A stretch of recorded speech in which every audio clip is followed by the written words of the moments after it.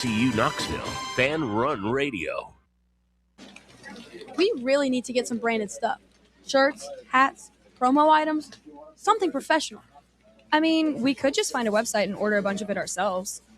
You could, but you're taking a big risk. You don't know the quality, the fit, the timeline. It's a roll of the dice. Yeah, I guess, but isn't that how everyone does it now?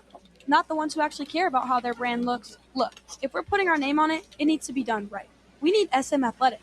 SM Athletics? Yeah, they specialize in working with businesses like ours. Apparel, hats, promo gear, but real, customized stuff. They actually care if it turns out right. Probably a lot better than getting stuck with 100 t-shirts with crooked logos. Exactly. Plus, they'll walk you through everything. Sizing, colors, material, so it matches the image we're trying to build. Makes sense. What's the name again? SM Athletics. Trust me, if you want to look like a real company, not a flea market stand, this is the move. If you're serious about your brand, work with people who are serious about getting it right. SM Athletics. I am untethered and my rage knows no bounds! Ladies and gentlemen. All I know is you never had the makings of a varsity athlete. What is it with you and this obsession with this varsity crap? People come to us because we don't sell them anything. They can't refuse because of the implication.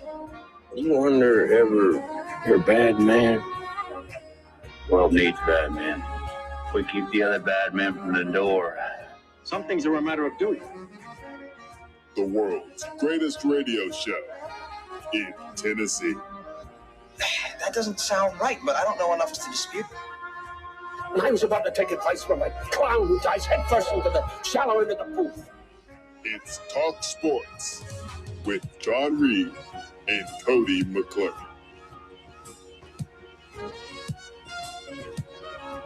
If it is to be said, so it be. So it is. So it is.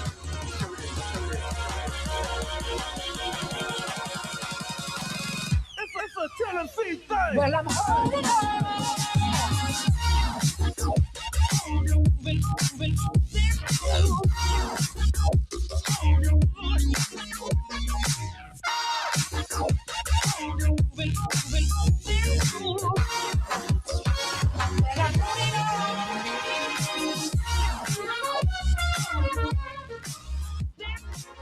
Back in the booth, back on the airwaves, coming at you live from the White Claw Hard Seltzer Studios. Happy Wednesday morning to you.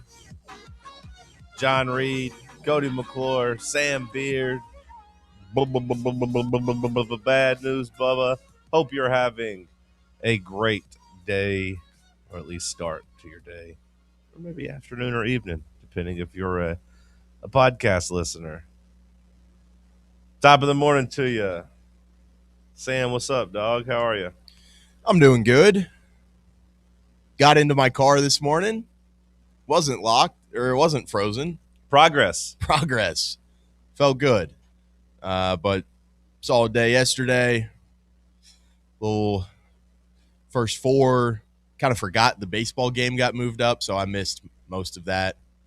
But not a whole lot to report from me. A little workout, a little basketball, rinse and repeat. A little workout, a little basketball. That's kind of what my day looked like, too, or my evening. Mixed in with, I was an emotional wreck yesterday.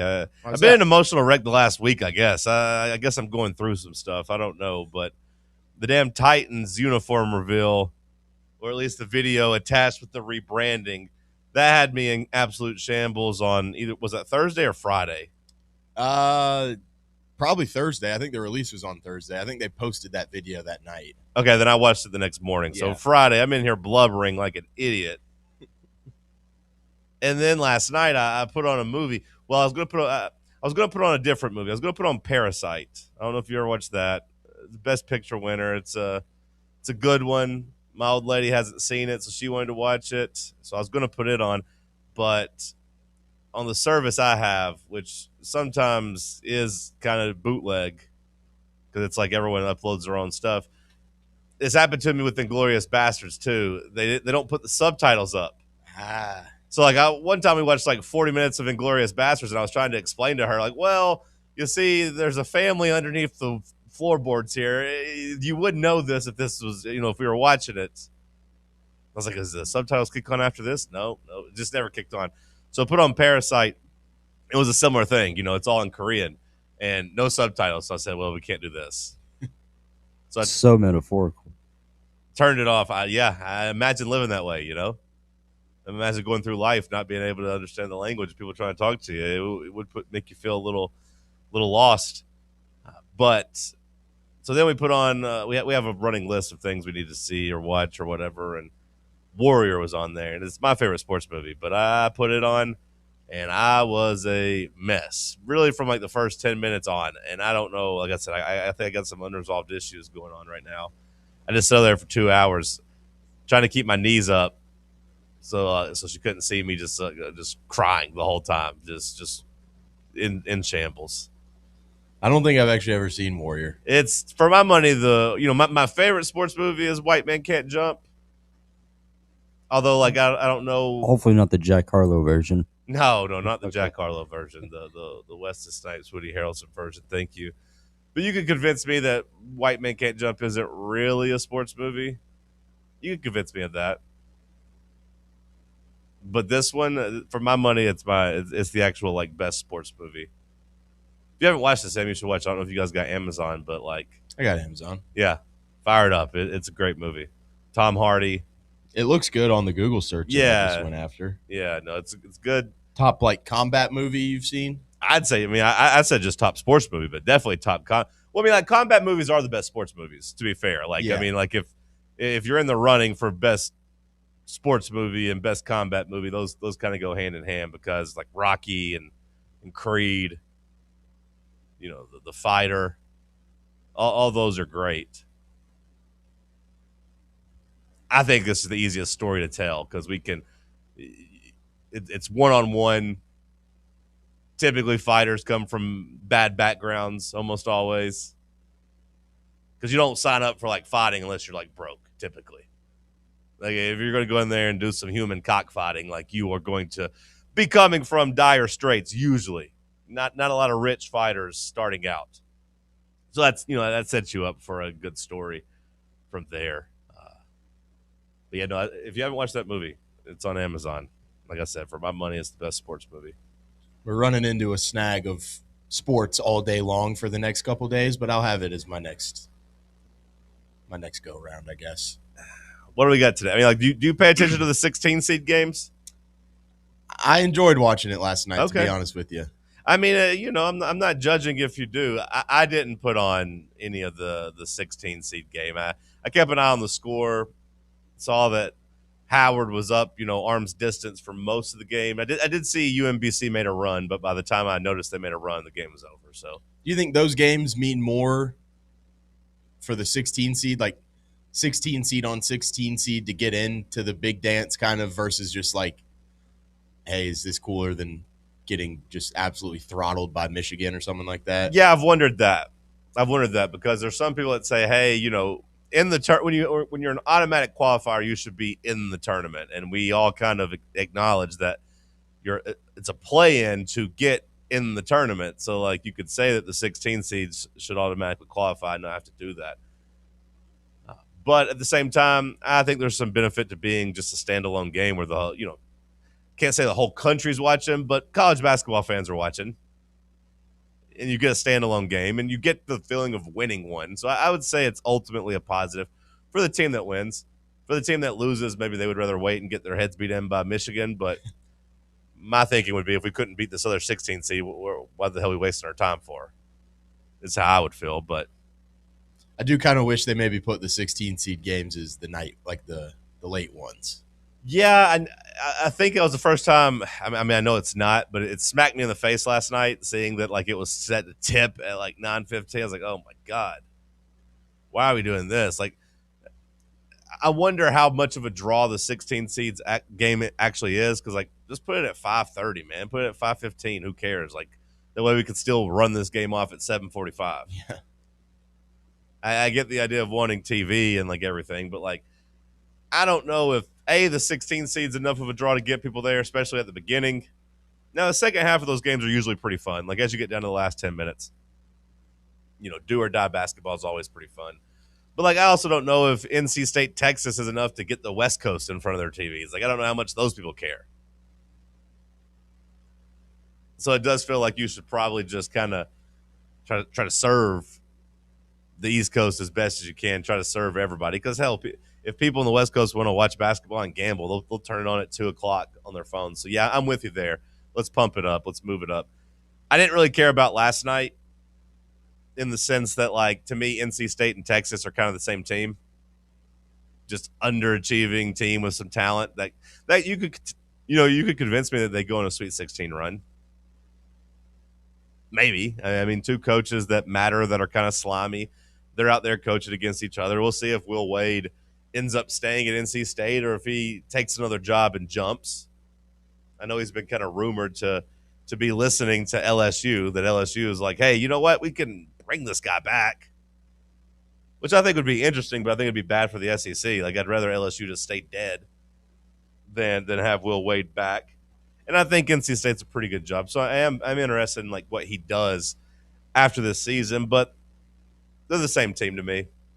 Did you see the video of Sean Miller, like, almost murdering one of his assistant coaches on the sideline after they hit the go-ahead shot, and then the coach kind of runs out onto the court and he just gets into his face and chews him out? I didn't see that, but, like, I don't know how I feel when I see coaches do that. Like, on one hand, yeah, like, you should know better. You're an assistant coach. Don't get us a technical. On the other hand, I've never seen them call anything like that at the end of the game. The St. Louis coach, I don't know if you saw him after they lost their conference tournament game, the conference champion, or I guess the conference semifinals. He was trying to lobby for how it should have been a technical foul, because he's like, we were trying to inbound the ball, but their assistant coach and a player was on the court, but the ref stopped the play to review the clock, because it's almost always what happens. They stop and review something. Almost always. But he was like, it should have been a technical. Like I said, I've never seen it really happen where he gets called. But yeah, like a whole second last night, and their coach is all the way out into the damn restricted area in the paint. But you can see the ref walking in, stopping the clock. Good for Texas, though. I mean, that was a nice win for them. Bubba, how are you this morning? I'm all right. Yeah? Yeah. I'm watching this video now of Miller. Didn't really do much yesterday in terms of productiveness. No? We've been working late this week. So you get home and you're really tired, and then you just kind of find some grub. I had a kid cuisine for the first time in forever. Okay. And I got to say, being nice, it gets like a 2.5 out of 10. Oh, no. It is the worst thing. It's a what? A 2.5 out of 10. No. A Kid cuisine. Kid cuisine? Had like the penguin as the mascot on the cover. Okay, I don't know if they do like chicken nuggets. They do the brownie with the mac and cheese and the corn. Is it for kids? Sometimes. I'd hope. Or it's just for, people like me that see kid cuisine. And no, you're supposed to eat the Hungry Man dinner. That's for hungry men. This is for kids. I don't know if I ever had the kid cuisine growing up. My parents loved me.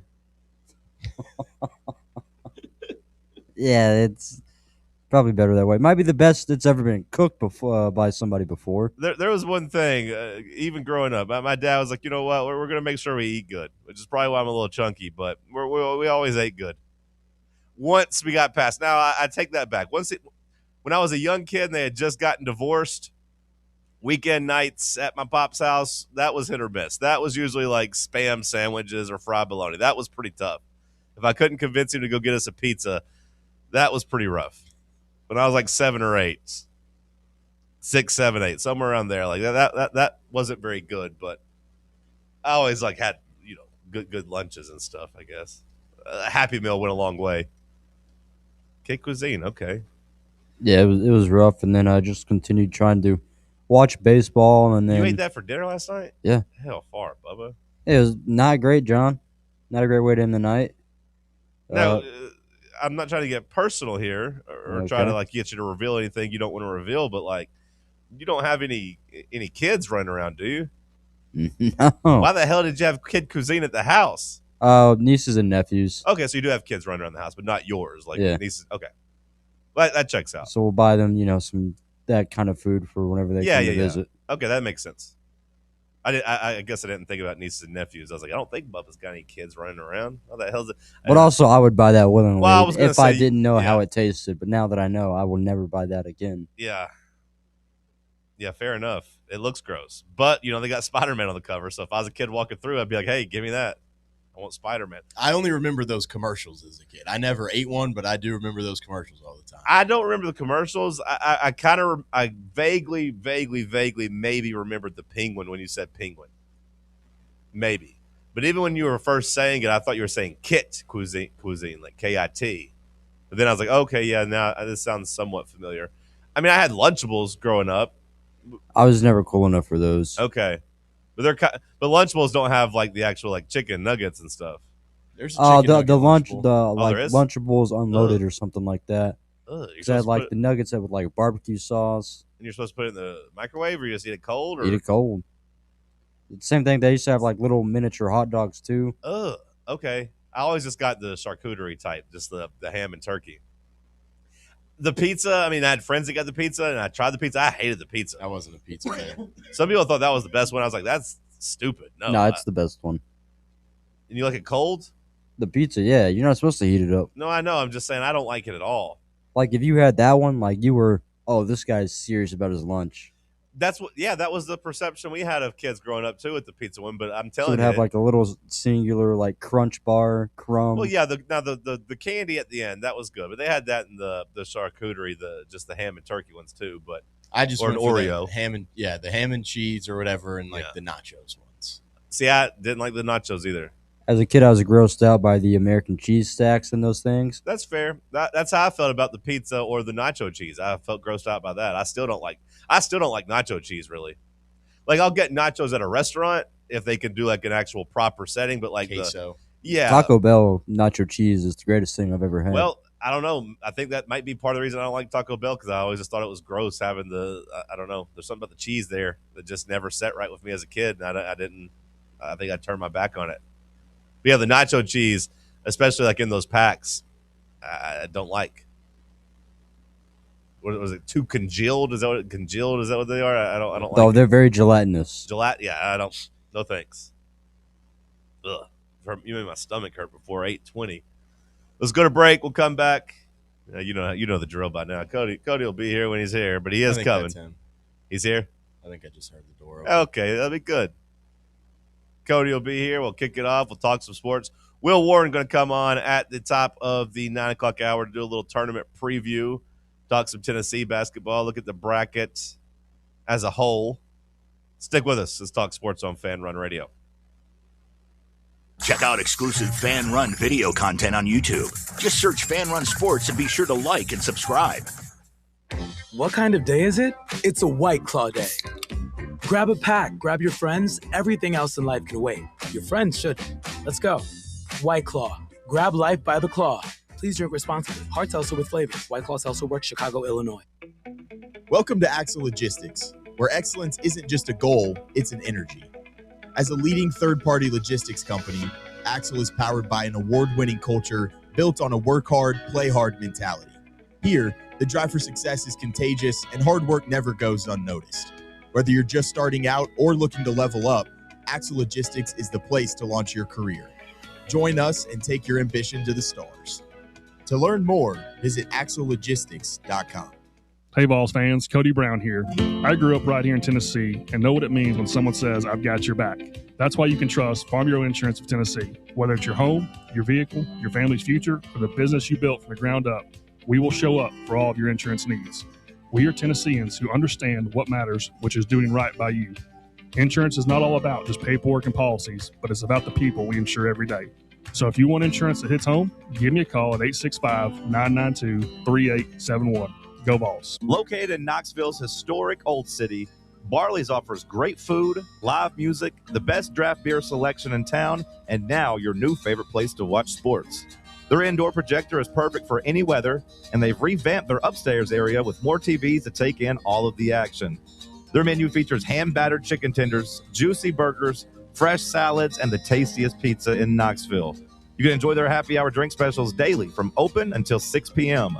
Barley's Tap Room and Pizzeria. Hi, I'm Dr. Jacob Wilco at Knoxville Smiles. Have you ever wanted to improve the look of your smile? We know firsthand what the power of a great smile means to a person's confidence and health. Our team of doctors can provide you with an array of options for helping you achieve your cosmetic goals. From simply moving teeth into a better position, to reversible cosmetic bonding, to full mouth implant-supported dentures. It is our goal to help patients feel good about their appearance while achieving optimal health. Want to learn more? Call us at 865-539-1776 to schedule an evaluation, or visit us online at knoxvillesmiles.com.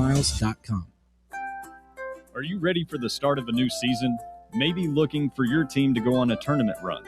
Get game day ready with Crumble. Head on over to your nearest location and pick up 12 pre-selected cookies plus exclusive toppers. When you're looking for dessert options, there's no question about who you should call on. Our listeners already know. Last year, the Dubai chocolate was a home run, along with the brownie batter. Oreo crumb was another crowd favorite. What new flavor will set the standard this season? If you're in the Knoxville area, there are 3 locations ready to serve you: Clinton Highway, Parkside Drive, and Maryville.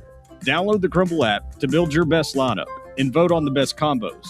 You can even put your bid in to request a new flavor. Order in the app and slide on over to your nearest location. Tell them Fan Run sent you, and as always, it's for the fans, by the fans. Don't miss the cookies.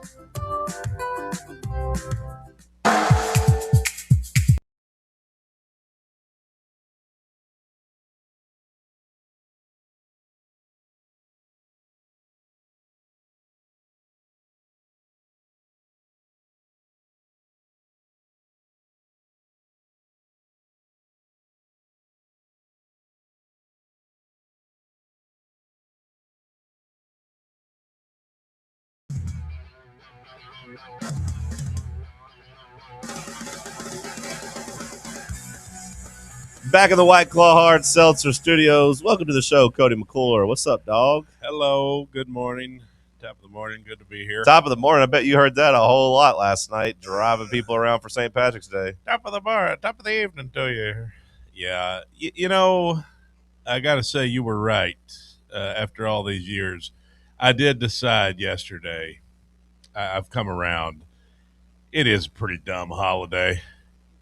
Yeah. Now, that doesn't mean I didn't enjoy drinking back in the days, but that St. Patty's Day is for the 20-somethings, you know. I've never been a St. Patty's Day guy ever. Now, shout out to the Irish. I mean, they get let them go for it. It's just an excuse to drink. Yeah. I mean, that's all it is. Which, hey, that's what is a holiday, if we were to define it. I mean, I get it. I'm not against it, but I couldn't help but driving around and seeing people standing in these lines. Like, yeah, you stand in a line wearing a damn green sweater. What's the point, But hey, people had a good time, so good for them. At least with like New Year's Eve, there's something to celebrate. I do wonder about the people that are there on St. Patrick's Day. Like, what do you do when you're in the bar? You just say Happy St. Patrick's Day to you? Like, oh, you got your green on? Like, you're just go about your regular day. I mean, you see a guy wearing these. Are the clubs playing like different music? Because I go out on Cinco de Mayo these days. I got a nice spot. I like going there and drinking some margaritas. But good music, and they're partying, they're celebrating. Like when I've been to one St. Patrick's Day thing, but it was an accident. It was more so it just coincided with us beating, I want to say, Kentucky in the SEC tournament back in 2019. That was on St. Patrick's Day Saturday, and I was in Nashville. So afterwards, we went out to a St. Patrick's Day thing. I don't think the South cares about St. Patrick's Day, obviously. I don't know if that's true. Well, not like the Northerners, but yeah, I've got a lot of buddies in college that were from Chicago, and like I saw their videos this weekend, and they had like tents rented out with all their friends and like bagpipes going, and like it was packed. Well, yeah, they love it. Are they of Irish descent, being from Chicago? Oh yeah. Well, that's right. I give them a pass. They should celebrate it, especially if they claim their Irish heritage. Well, I mean, hell, we're all Irish, right? I mean, but I don't claim my Irish heritage. I don't feel any kinship with them. Chicago's where they turn the river green, right? Mm-hmm. They do that. Savannah does as well. Like Savannah's in the South, but I know what you mean. Like maybe maybe not across like SEC campuses, if you will. Yeah, I mean, I don't know. I see some guy wearing a green necklace with Lucky Charms on it, and he's got the light up top hat, and I'm like, what are we doing? But it is what it is. Well, hope you had a good night driving all the kids. Hopefully nobody threw up in your car. No river of green in your car. That would have been bangers bad. and mash yacked up, luckily. I'm going to guess you didn't see Team USA blow it last night. Well, I saw the headline of it. But on St. Patrick's Day of all days, they blow it. They choke. You mentioned the music, whether these places play different music. I will say they had the bagpipes. I don't want to be Would you go to a bar for bagpipes? I don't want to be at the bar listening to bagpipes. Okay. It is a unique. Yeah, but I don't want to hear it. It's like listening to Steve Urkel play the ukulele. I don't want to hear that either. Or not the ukulele, but I got to say, what is it called? The accordion. The accordion. Thank you. Yeah, not the ukulele. I got to say, by the way, I got a bone to pick with me. No, we got beef. No. You better put it back in the freezer. No, local place, and it's not even really a bone to pick because I like them. Okay, but I'll just say there's a Scottish place in town, right? All right. And I went in there one time and tried to order some car bombs, as you do. No, it's offensive. You don't do that. Well, hear me out. Especially if they're actually of Irish descent. Well, the waiter. That's like ordering 911s. Well, listen. It's like you walk into New York City and say, hey, give me some 911s. You don't do that. That's beside car the point. bombs are a negative connotation. I hear you. That's I hear shame. you. But you order them at an Irish bar. They know what you're talking about. But hear me out. It's not about the car bombs. It's about I get to talking to the barman.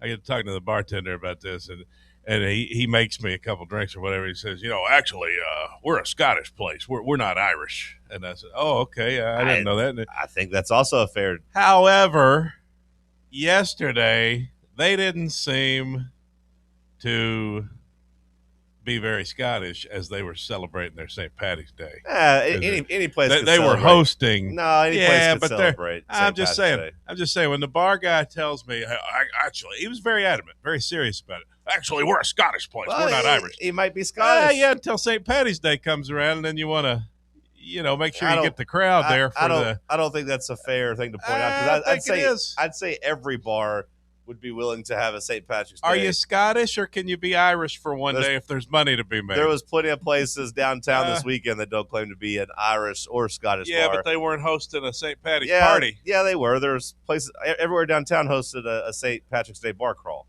on Saturday. In the old city, at least. I'm just saying you're very adamant about being Scottish, not Irish, but there's money to be made on St. Patty's Day. That's all I'm saying.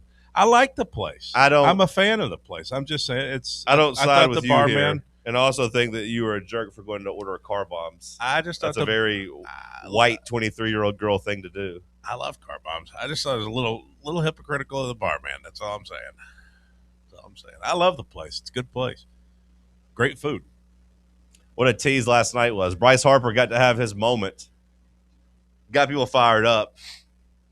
But then Venezuela able to take down the U.S. Baseball. Sam, how'd you feel? Baseball. Good for Ronald Acuna. He's a champion now. Yeah, good for Ronald Acuna. We suck. The graphic that they posted on the broadcast had like my jaw on the floor. What was it? At some point, it was like the 7th inning or something like that, and we hadn't had a runner in scoring position since the 4th inning versus the Dominican Republic. Yeah, that's what I thought through most of the game. I couldn't help but think, like, what was the hell was the point of beating the Dominican Republic? You should have just let them win if you weren't going to show up and do anything. Like, if you weren't going to show up and actually play in the championship game, at least let us have 2 Latin countries battling it out, in a do-or-die situation where they're willing to die for it, whereas we're just kind of like going through the motions. And it kind of sounded like maybe some MLB teams were I think on both sides, not even just the U.S., but I think some MLB teams were like, hey, don't pitch this guy, don't play this guy. Like, we're worried about, just tread on the tires or whatever. So, like, it's a really fun event, but I do feel like it needs to get almost scheduled around, like, the MLB offseason to where these guys can kind of just go all out. I was thinking the same thing, but then I was like, well, you can't really do it in the winter, because you can't really play baseball in America in the winter. And the baseball season's so damn long, so like there's no other time, because, it basically runs from March through October through November. Like there's no other time to do it. It is a fun kind of lead up into the MLB season too. But like with the NBA and the Olympics, like there's at least somewhat of a summer break, right? The Olympics are usually in August and the season's over. Like Devin Booker, that was also kind of maybe affected by the COVID schedule. But I remember him winning or I guess losing the finals, him and Drew Holiday, and then getting on a plane immediately and having to fly over to do the Olympics. There's not usually that much crossover. Like I said, I think it was off schedule because of COVID, but I don't know what baseball can really do with it. Basketball has a little bit of a break. Hockey, they shut the league down, right? For the Winter Olympics. Mm-hmm. But if you're hockey, that's kind of the time that the country kind of cares about you as a whole. So I think it makes sense for them. Probably brought more eyeballs onto the NHL after the Olympics. Right. There's always a little bit of a boost. I don't know if it's like an actual tangible boost that sticks around. This didn't make me more excited to watch MLB baseball. It kind of made me either soured on the American players, like Aaron Judge, what a fraud. Loser. Oh, absolutely hate. I don't know if you saw the graphic of him taking 2 meatballs down Main Street. And then your Red Sox hoping to get a walk. So is your Red Sox guy. Your Red Sox guy's the one that blew it at the end. You're going to disrespect Garrett Whitlock because he gives up a homer? Come on. He blew it at the end. Loser. I'm just glad Maduro could get his lick back. Hopefully they let him watch the game in the Guantanamo or wherever he's at. Yeah, and I got to say, I understand baseball is a sample-size sport. I understand baseball, you play 162 games for a reason. There's hot streaks, there's cold streaks. But I got to say, the big dumper, 2 thumbs down for the big dumper. Fraud. Big stinky poo-poo. Yeah, he got benched. Cal Raleigh, like you want me to take you seriously as an MVP threat and all this stuff and all the second best player, blah, blah, blah. Loser. Absolute loser. And that's how I felt about Bryce Harper, too. But he came up clutch. Bryce Harper, you're good in my book now, buddy. That 2-run bomb in the 8th was pretty electric. Sounds to me like those boys needed some more Red Bull. Did you know that Red Bull is appreciated worldwide by top athletes, busy professionals, college students, and travelers on long journeys? No, I don't feel like top athletes. I don't really ever see top athletes. That's what the can says. Yeah, top athletes, if they're talking about like the BMX riders and those type of athletes, yes. But like I don't see LeBron James walking around drinking Red Bulls. Which one would you consider me? Because I enjoy Red Bull. Like if you had to pick, am I closest to top athlete? No. Busy professional? No. College student? You're probably closest to college student. Or traveler on long journeys? You could say your whole last like 15 years has been a long journey. You don't consider me a busy professional? No, not particular. You could convince, I mean, you drive the college kids around. You got kind of a college kid mindset, but I'd say. What the hell's that supposed to mean? I just told you I didn't party on St. Patty's Day. Yeah, but you're still around the kids, looking around. You're still there. They make me money. You're still out there until 3 o'clock in the morning. They make me money, so I would argue I'm a busy professional. I'd say traveler on a journey. Like Chris Stapleton. Yeah, that's what I would say. I'm a traveler. Yes, I'm a traveler. Mm-hmm. I got a friend going to see him soon. In Nashville? I don't know where he's going to be. I know he's going to be at the Titan Stadium. That would make sense if that's where. I mean, he lives here, so. I saw him in concert before. Did you like it? I left early. Okay. So not in your top 5 all-time shows? No. Not in my top 5 all shows. My top 5 is pretty hard to beat. It's pretty hard to crack. Let me guess. Bruno Mars. Yeah. Adele. Yeah. I mean, 2 legends. You say that with disgust, but hell, I don't say it with disgust. Yeah, I can hear the disgust. I can hear the disgust in your voice, but like, I just knew 2 of them. Garth show? Any Garth show? I'm trying to see if I can guess the. I don't have Garth. I don't think I have Garth in my top 4. Now 8-year-old me maybe, but no. Well, that's the only 2 that came to mind that I've heard you talk about. Really. Oh, okay. I mean, I know you saw Taylor Swift, but yeah, she's not in my top 5. Okay, she was great though. Maybe she should be in my top 5, but she's not. Yeah. I don't know if I could appreciate your top 5 if she was in it. I mean, she's one of the biggest artists in the world. Yeah. If not the biggest artist in the world. The hell do you mean She you couldn't is. appreciate my top 5? She is, but I mean, I still come on. Jackie Boy was on Bourbon Street for St. Patty's Day. Jackie Boy was? Yeah. What's he doing down there? What is he doing? He down don't there? need to be down Is he not there. in school? No. He don't need Spring to be break, down I guess. There. Yeah, that's probably what it is. Call him, Sam. Get him on the radio. Tell He's him probably to- hungover. I know. Wake him up. I don't want to wake the guy up. Wake him up. I want to talk to Jackie. He's gonna end up like Shia LaBeouf down there. They probably thought he was Shia LaBeouf down there. It's He like, kind of hey, looks like him. he looks like Shia LaBeouf 20 years ago. He looks like Even Stevens running around down there. He don't need to be down there. He's gonna get in trouble. He's gonna meet one of those big Cajun women with the big breasts and the test tube shots. That's my memory of Bourbon Street. First time I ever walked on that street. Big old woman. I mean, probably 350 pounds, African-American woman, very Cajun. She came up to me. She said, "Hey, baby, you want to take a shot at this?" And she put a test tube between her breasts, and it was a test tube filled with some sort of flavored vodka.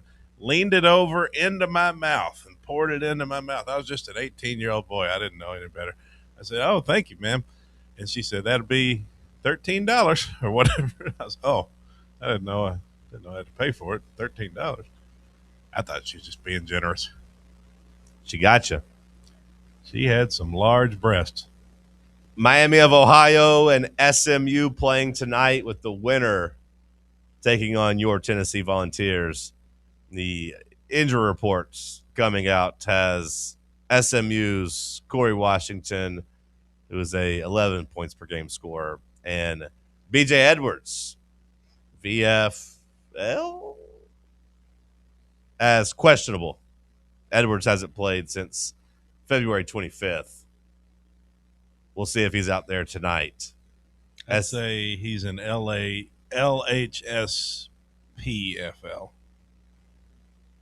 A what? LHSPFL. Okay. That's what you call him. Local high school player for life. He was a Vol for a little bit. We'll see if he's out there tonight. SMU, Miami of Ohio. Like I said, the winner draws Tennessee. We'll continue the conversation on the other side. Sam, send us to break. Let's talk sports on Fan Run Radio. Check out exclusive Fan Run video content on YouTube. Just search Fan Run Sports and be sure to like and subscribe. Hey, it's Russell Smith here for ECR Total Landscapes. I had the ECR crew out to my house last year to remove multiple trees on my property, and I couldn't be more satisfied with the work they did. Not only did they cut down several trees that were too close to my house, they also grinded the stumps and cleaned up the work site, leaving my yard looking better than before.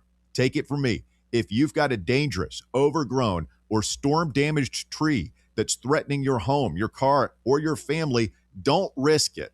Do what I did. Call ECR Total Landscapes for a free estimate. Tell them Fan Run Radio sent you. 865-384-2012. That's 865-384-2012. Your local tree cutting experts. These guys get the job done. Check out their website, ecrtotallandscapes.com. Surfside is made with vodka, real tea, and real juice, and has only 100 calories, 2 grams of sugar, and 0 bubbles. That's right. No bubbles, no troubles.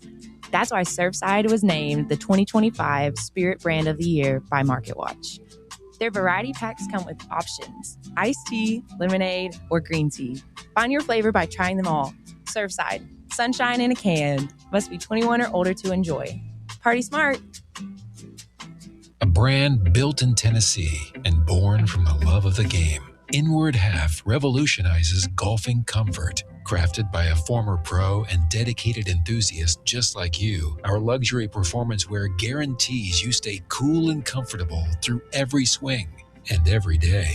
We're not just a brand. We've set out to create a lifestyle for those who understand that impeccable style and premium performance are a hole-in-one. Enjoy the walk-in with Inward Half. eBay Motors is here for the ride. Go ahead, feel your engine. Admire that perfectly installed exhaust. Your vehicle's moving along this freeway like it was made from fresh installs and a whole lot of love.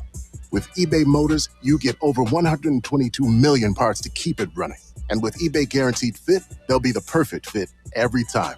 Plus, at these prices, well, we're burning rubber, not cash. Keep your ride or die alive at ebaymotors.com. Eligible items only. Exclusions apply. Barley's has live music on weekends, general team trivia on Wednesday nights at 8 p.m., and now live sports trivia courtesy of the Knoxville Trivia Guys every Thursday night upstairs. The game starts at 7 p.m. and is free to play for everyone, so head on down to the Old City and show off your sports knowledge and win gift cards to Barley's. Use those gift cards to buy some delicious food and drinks, and you can take it all in with their wide selection of TVs and indoor projectors. Barley's Tap Room and Pizzeria.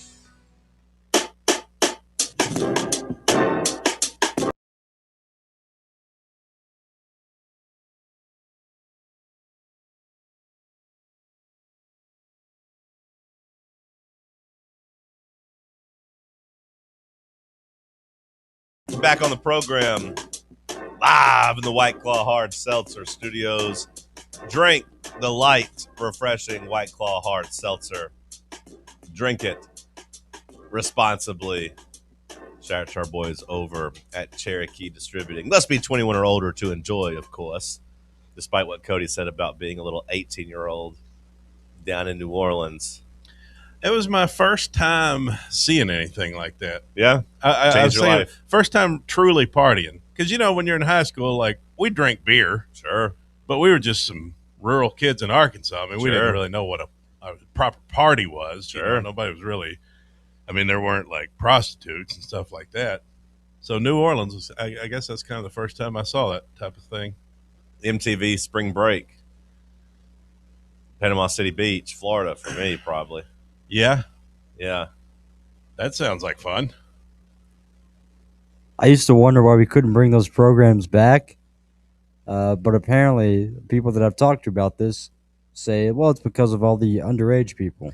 Yeah. I mean, I was underage down there. We were just carrying around a damn bottle of whiskey on the beach.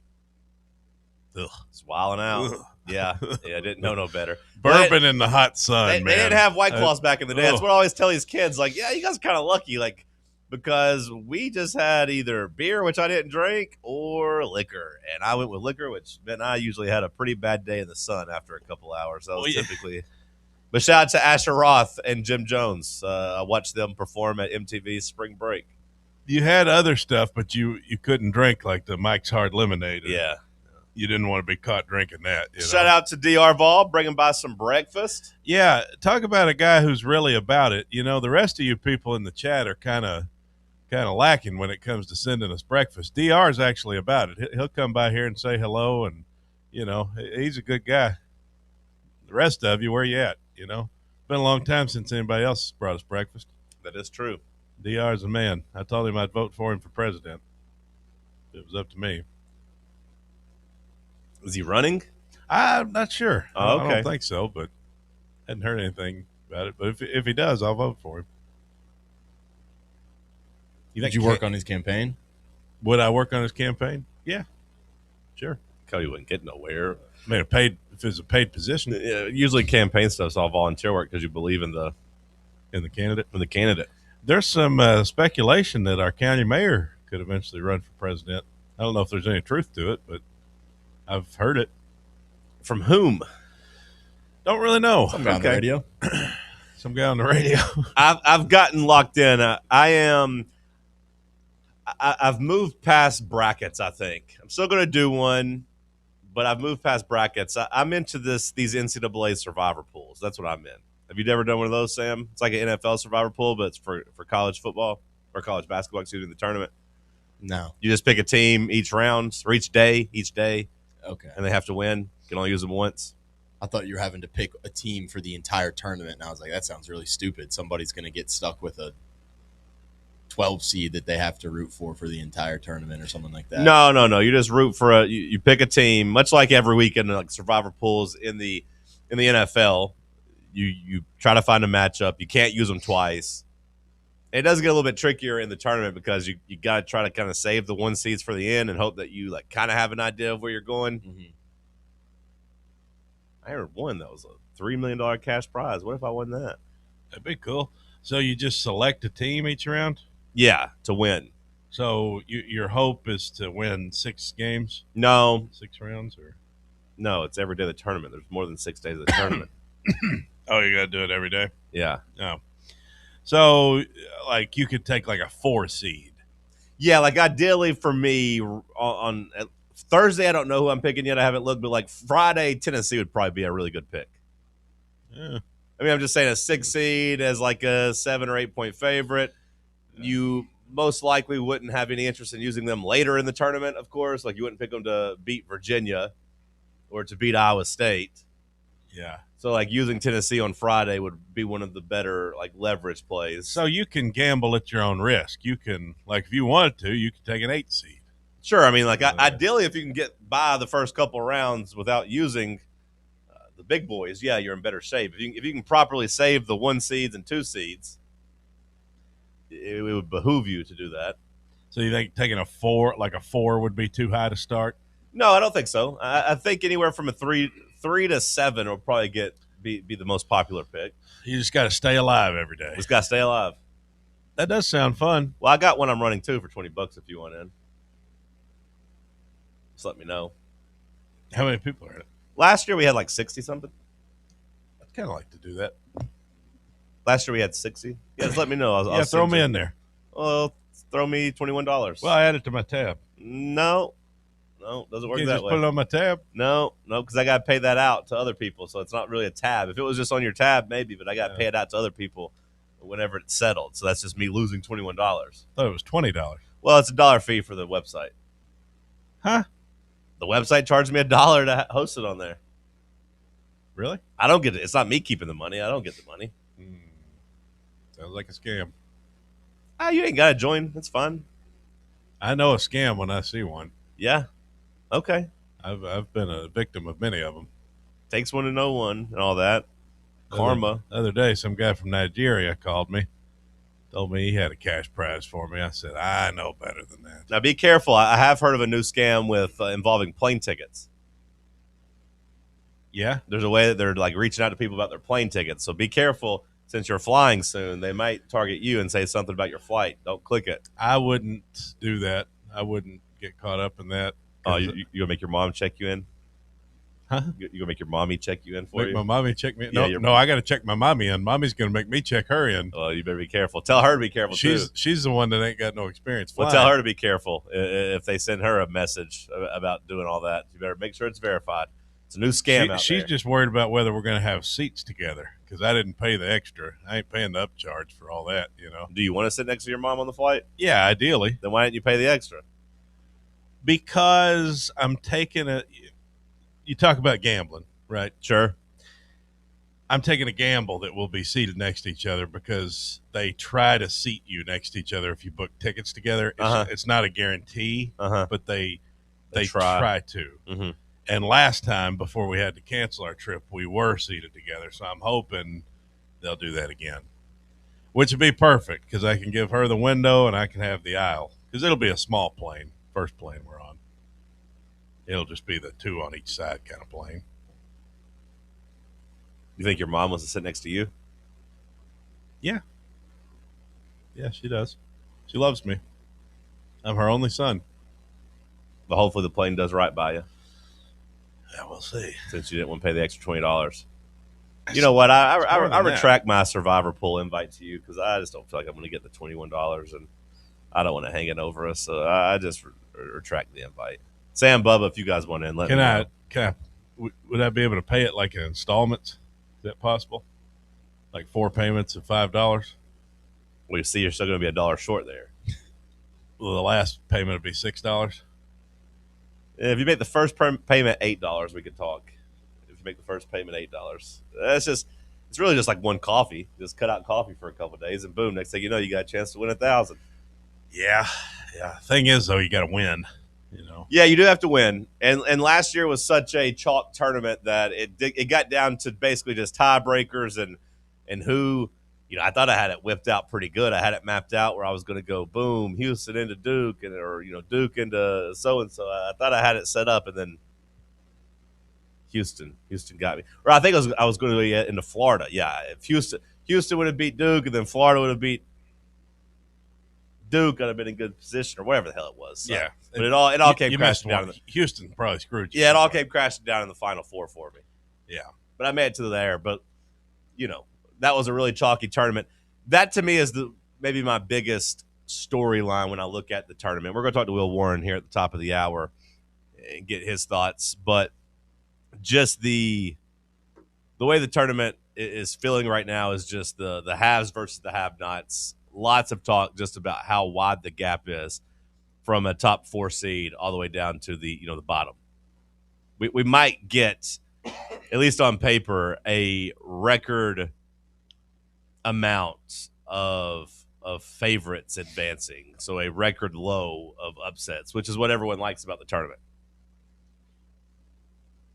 Have you filled yours out yet? Yeah, I keep changing it. It's going to end up being trash. That's just the way it goes. Yeah. I can't bring myself to go chalk. It's not in my nature. I just can't. I said I was going to do it. I said this year I'm going to do it. I just can't do it. Sam, you filled yours out yet? My paper one, no, but I've done I did my gut reaction one just as soon as the selection show was announced, and then I do an upset bracket, but then I still need to fill out my paper one. Waiting for So you fill out 3? You fill out gut, upsets, and then what you actually think is going to happen? And then just a paper bracket, yeah. The paper bracket, is that what you consider your main one? Yeah, that's my one I really go off of. I can't wait. And then I'll just put the paper bracket into the app to make it a little bit easier to track percentages and stuff. But would you rather your gut reaction one be better than your paper one? Sure. Or would you rather your paper one be better than your gut reaction? Probably my gut reaction. That's the one I just fill out as soon as the field is announced, that I just go boop, boop, boop, boop, boop, boop, and then just don't really have many second thoughts on it. Yeah, I haven't even looked at it yet. Other than when I'm trying to pick. I mean, a draft too. We do you draft 16s and 15 seeds and 12s and 11s, and you each get a team, and you're trying to get the most wins out of there. So every time it's my turn to pick, I gotta go look at these seeds, and then who's playing who again? Let me look. Gotta go back and double check all that. Normally, I'm really fired up to make brackets. I think it's because Tennessee's first round opponent is still unknown that I'm not super fired up to figure the whole thing. Not that I even think that Tennessee's going to go make the Elite Eight or the Final Four. Yeah, well, you said they're losing the second round. What the hell does it matter? I don't know. Just something about might lose in the first round. knowing who you got. Do you think SMU's beating Tennessee? Is that what you're worried about? I mean, wouldn't rule it out. Yeah, with the way that these guards we've been guarding these guards. Sure. I can see the Knox News headline: B.J. Edwards drops 35 as they stun the Vols to lose in the round of 64. Hey, if Duke Miles can do it, B.J. Edwards can do it. Surely you're not going to pick Tennessee to lose in the first round. No, I mean, I'm not going to pick them, but I might. No, I'm not either. Can we print off our paper brackets today? Can we do that here? Is that printer working? Yeah, get your laptop out and do it. And by your laptop, I mean the one I bought for office use, for work use. I couldn't get that to connect to the because it's one of those Wi-Fi printers, isn't it? I couldn't figure it out. I'm not very smart. Well, I can print me out a bracket. Well, why don't you print us all one? That's too much ink. You don't pay for it. What do you? That's the reason it's too much. If I was paying for it, I would eat the cost. You're asking me to make somebody else eat the cost, Sam. Yeah, that's a sad way of thinking. That's how this. What are you?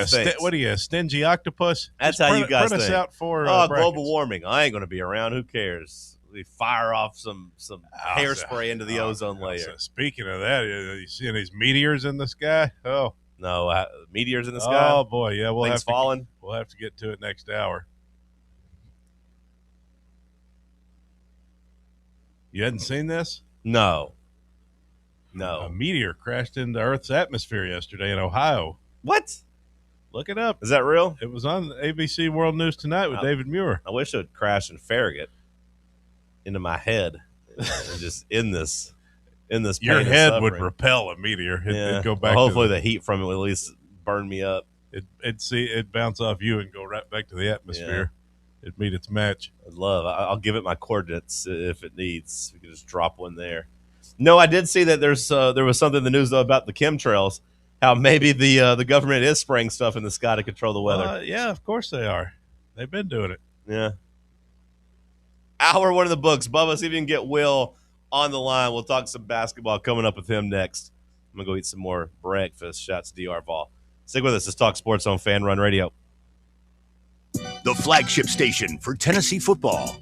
Fans. Fan Run Radio.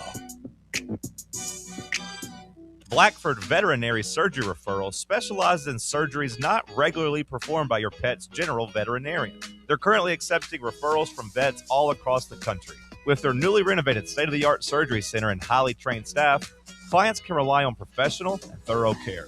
If your vet says that your pet needs surgery or rehab, ask for a referral to Blackford Vet and let them get your best friend back on its feet. Located conveniently in West Knoxville. For more information, visit blackfordvetsurgery.com. Surfside is made with vodka, real tea, and real juice, and has only 100 calories, 2 grams of sugar, and 0 bubbles. That's right. No bubbles, no troubles. That's why Surfside was named the 2025 Spirit Brand of the Year by MarketWatch. Their variety packs come with options: iced tea, lemonade, or green tea. Find your flavor by trying them all.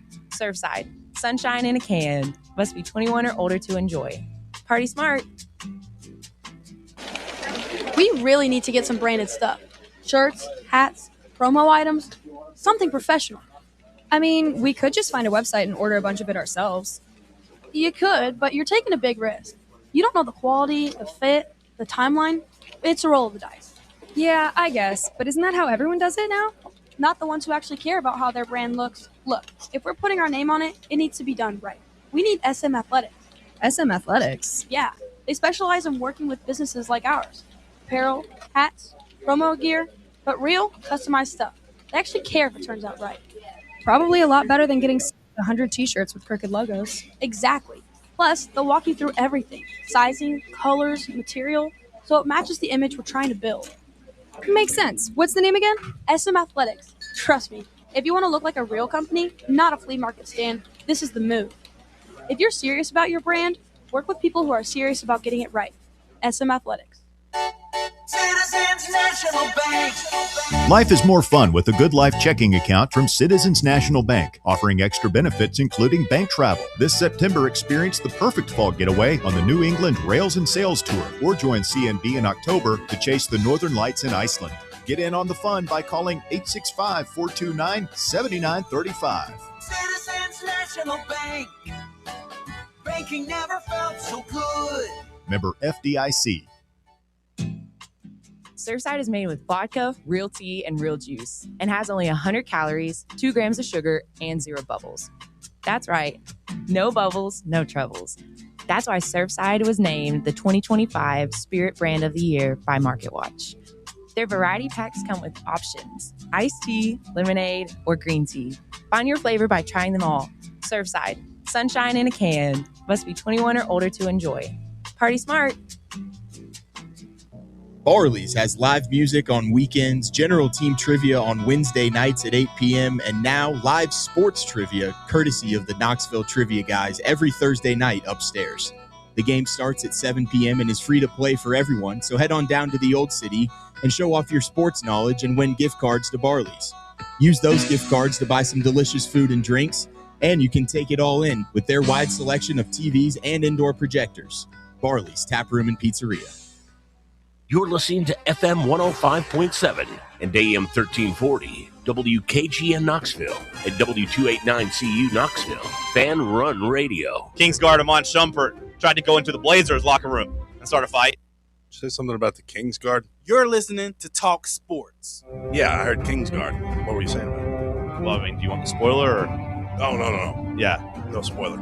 Airing every day from 7 a.m. to 10 a.m. Said I watched some wrestling. I watched a couple episodes of Game of Thrones. I was talking about the Kingsguard, and I don't know. I heard Kingsguard, and it made me think of Game of Thrones. What were you talking about? When Jon Snow died. Ah! Stop! On 1340 WKGN. Every time you're not paying attention, I come back with a Game of Thrones spoiler. What kind of person spoils things for people who are in the middle of the season? It's like the most inhumane thing you can do as a person. As a radio professional, the rudest thing you can do is not pay attention. You said Kingsguard. Yes, Kings guard Amon Shumpert. Oh, I'm sorry. I missed the Sacramento Kings.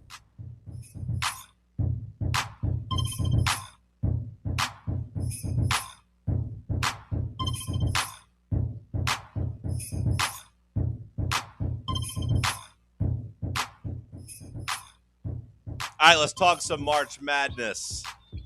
Stats by Will, a.k.a. Will Warren, a.k.a.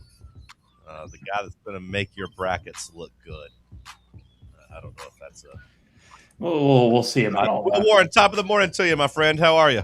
Doing well. How are you guys? Doing good. BasketUnderReview.com. They got the content flowing. If you care about the tournament, you care about college basketball, go sign up now. Basket Under Review, read their work. Will, when you see the tournament as a whole, what is the biggest storyline as far as you're concerned?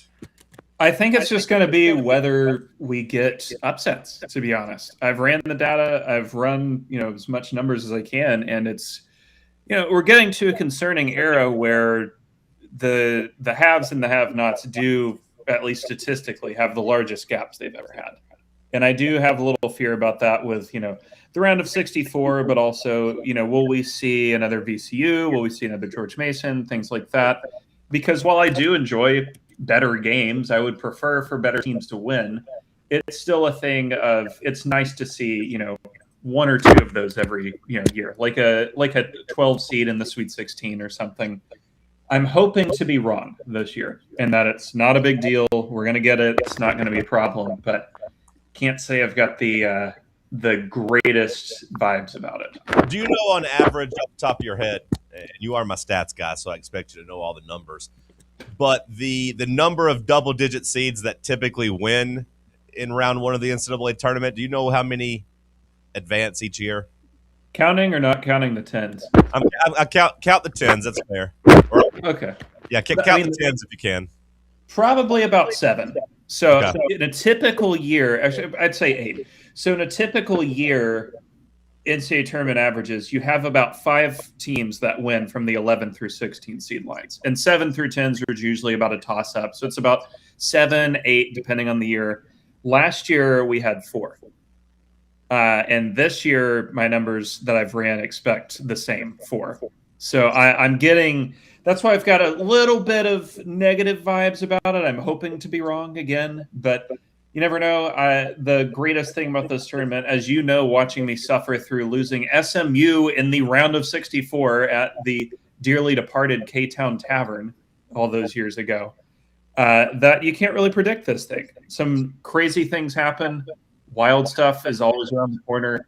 I mean, I don't think many people thought that like St. John's would lose in the round of 32, for instance, last year. So, see, I wouldn't have said SMU. I thought it was either Baylor or Iowa State. I thought maybe Iowa State is who you lost, but I do remember watching you almost cry, Cody. This not cry. That is slander. That's fake news. Almost cry. Almost. I felt my soul leave my body for sure. Well, that's pretty close to almost crying, in my opinion. So you have 4 11 seeds or higher winning in the first round this year? Yeah, I have those. So mine this year, Santa Clara. I think that matchup with Kentucky is really bad for UK. I'm willing to go down with the ship on that one. Okay, so you're saying you have 4 10 seeds or higher. Okay. Yeah, so I mean we'll go with the prompt of double-digit seeds. I'd go Santa Clara. I'd really like VCU over North Carolina. UNC, since they lost Caleb Wilson, has played worse than VCU. They've been lower in all the efficiency ratings. Same with BYU and Texas. BYU's been the worst team since they lost Richie Saunders. It's going to be a lot on AJ DeBounce's shoulders.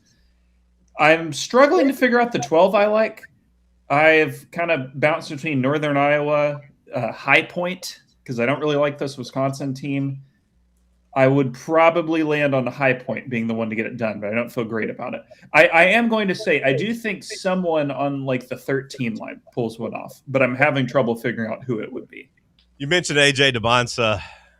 To me, that's the second biggest storyline in the NCAA tournament, just all these freshmen. Cody's got a theory that it's a old man's tournament now. It's just a theory. Or it's just a hypothesis, really, not a theory. I haven't tested it yet. Can you still win as a freshman-led team, or is it an old man's game? Yeah, you can still win. I mean, Duke made the Final Four last year with largely a freshman group. But then completely crumbled. Yeah, I do think that the ideal mix to me is still like if you have a star freshman, you need some veterans to go with it. We kind of saw that, last year. I mean, this year, especially Houston, I do like their odds of having Kingston Flemings, but you also have like Emmanuel Sharp, Milos Uzan, JoJo Tugler, like a lot of guys who have been in that program for 3+ years. Nate Ament, Felix Felix Akara, Jacoby Gillespie. I do wish Tennessee had somebody useful that had been in the program for 4 years, but Can what we it is. clip that out? Well, can we make that the quote? Like, have William put the graphic out.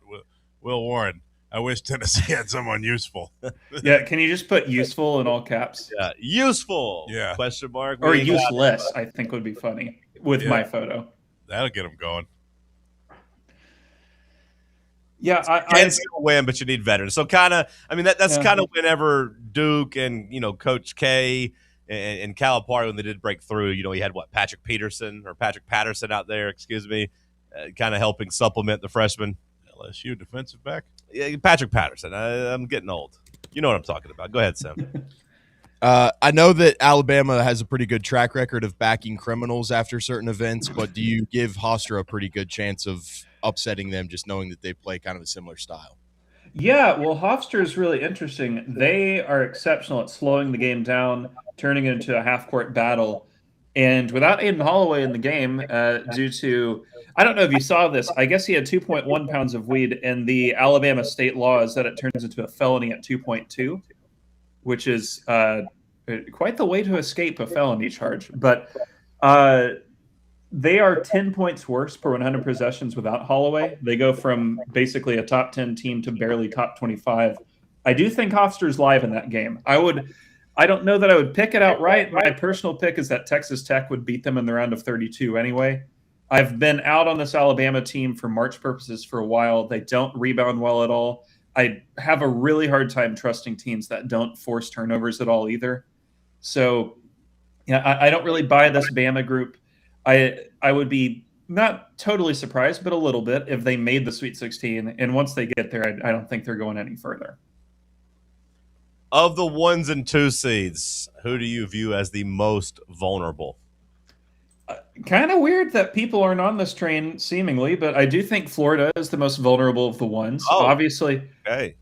Yeah, obviously Vandy smoked them in the SEC tournament. I did genuinely believe Vanderbilt is their. I do think every team in college basketball, nobody's perfect. Everybody's got good and bad matchups. I think Vandy is just a bad matchup for Florida. That 5-out style they play with 6'7" McGlockton at the 5. That does create some problems with how big and like not that agile Florida's front court is. So I think there's some matchup concerns for them. Not only that they could play Vandy in the Sweet 16, but you could play Nebraska, who is the Big Ten version of Vandy this year. And this Florida team, for all the good that their front court is, they still have the second worst 3-point percentage offensively of any one seed in history at 30.7%. So I don't really buy them. And I will say, against my better judgment, because I know it will make me look stupid, I don't love this UConn team either.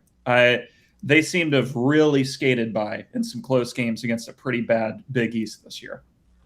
I felt the same way about UConn, but then I was just like, man, does Danny Hurley, does he deserve the same credit that we gave to like Tom Izzo for all those years? Because Hurley, of course, ran through 2 tournaments. And then last year he took Florida down to the wire and gave them a better matchup than anybody else did outside of Houston. So do you give Hurley just an extra boost to kind of level up in the tournament, or do you think they go out early? I could see them going out early. They have a really troublesome second-round matchup with UCLA. A lot of people have done the whole UCLA traveling time zones thing. You're forgetting that Mick Cronin is fueled by spite and hatred in his heart. I think that he can hate his own team and other teams and God and everybody en route to a Sweet 16. And they did suffer a couple of injuries in the Big Ten tournament, but they seem to both be healthy for this game, so I'm not really concerned about that. I I don't love the UConn matchup there. I definitely don't like it if they play Michigan State either, who feels like they would really rock that front court. Feel free to take it and start riding it and using it on basketunderreview.com. But we call Mick Cronin basketball whiplash after J.K. Simmons and whiplash. Yes. He's just very angry and yelling and bald. So feel free to use that if you want. And Curley also angry. That is true. Both those coaches. Two very angry guys. Somebody's going to get in a fight there.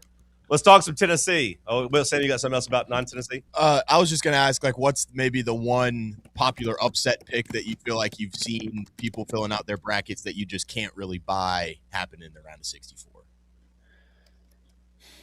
There's a couple I'm a little surprised are that popular. Akron over Texas Tech, I understand because JT Toppin's going to be out with his ACL deal, but this Akron team didn't really scale up well this year, and to be honest, Texas Tech has played pretty well since Toppin went out. They've still played like a top 15 team. So I'm not really buying that one.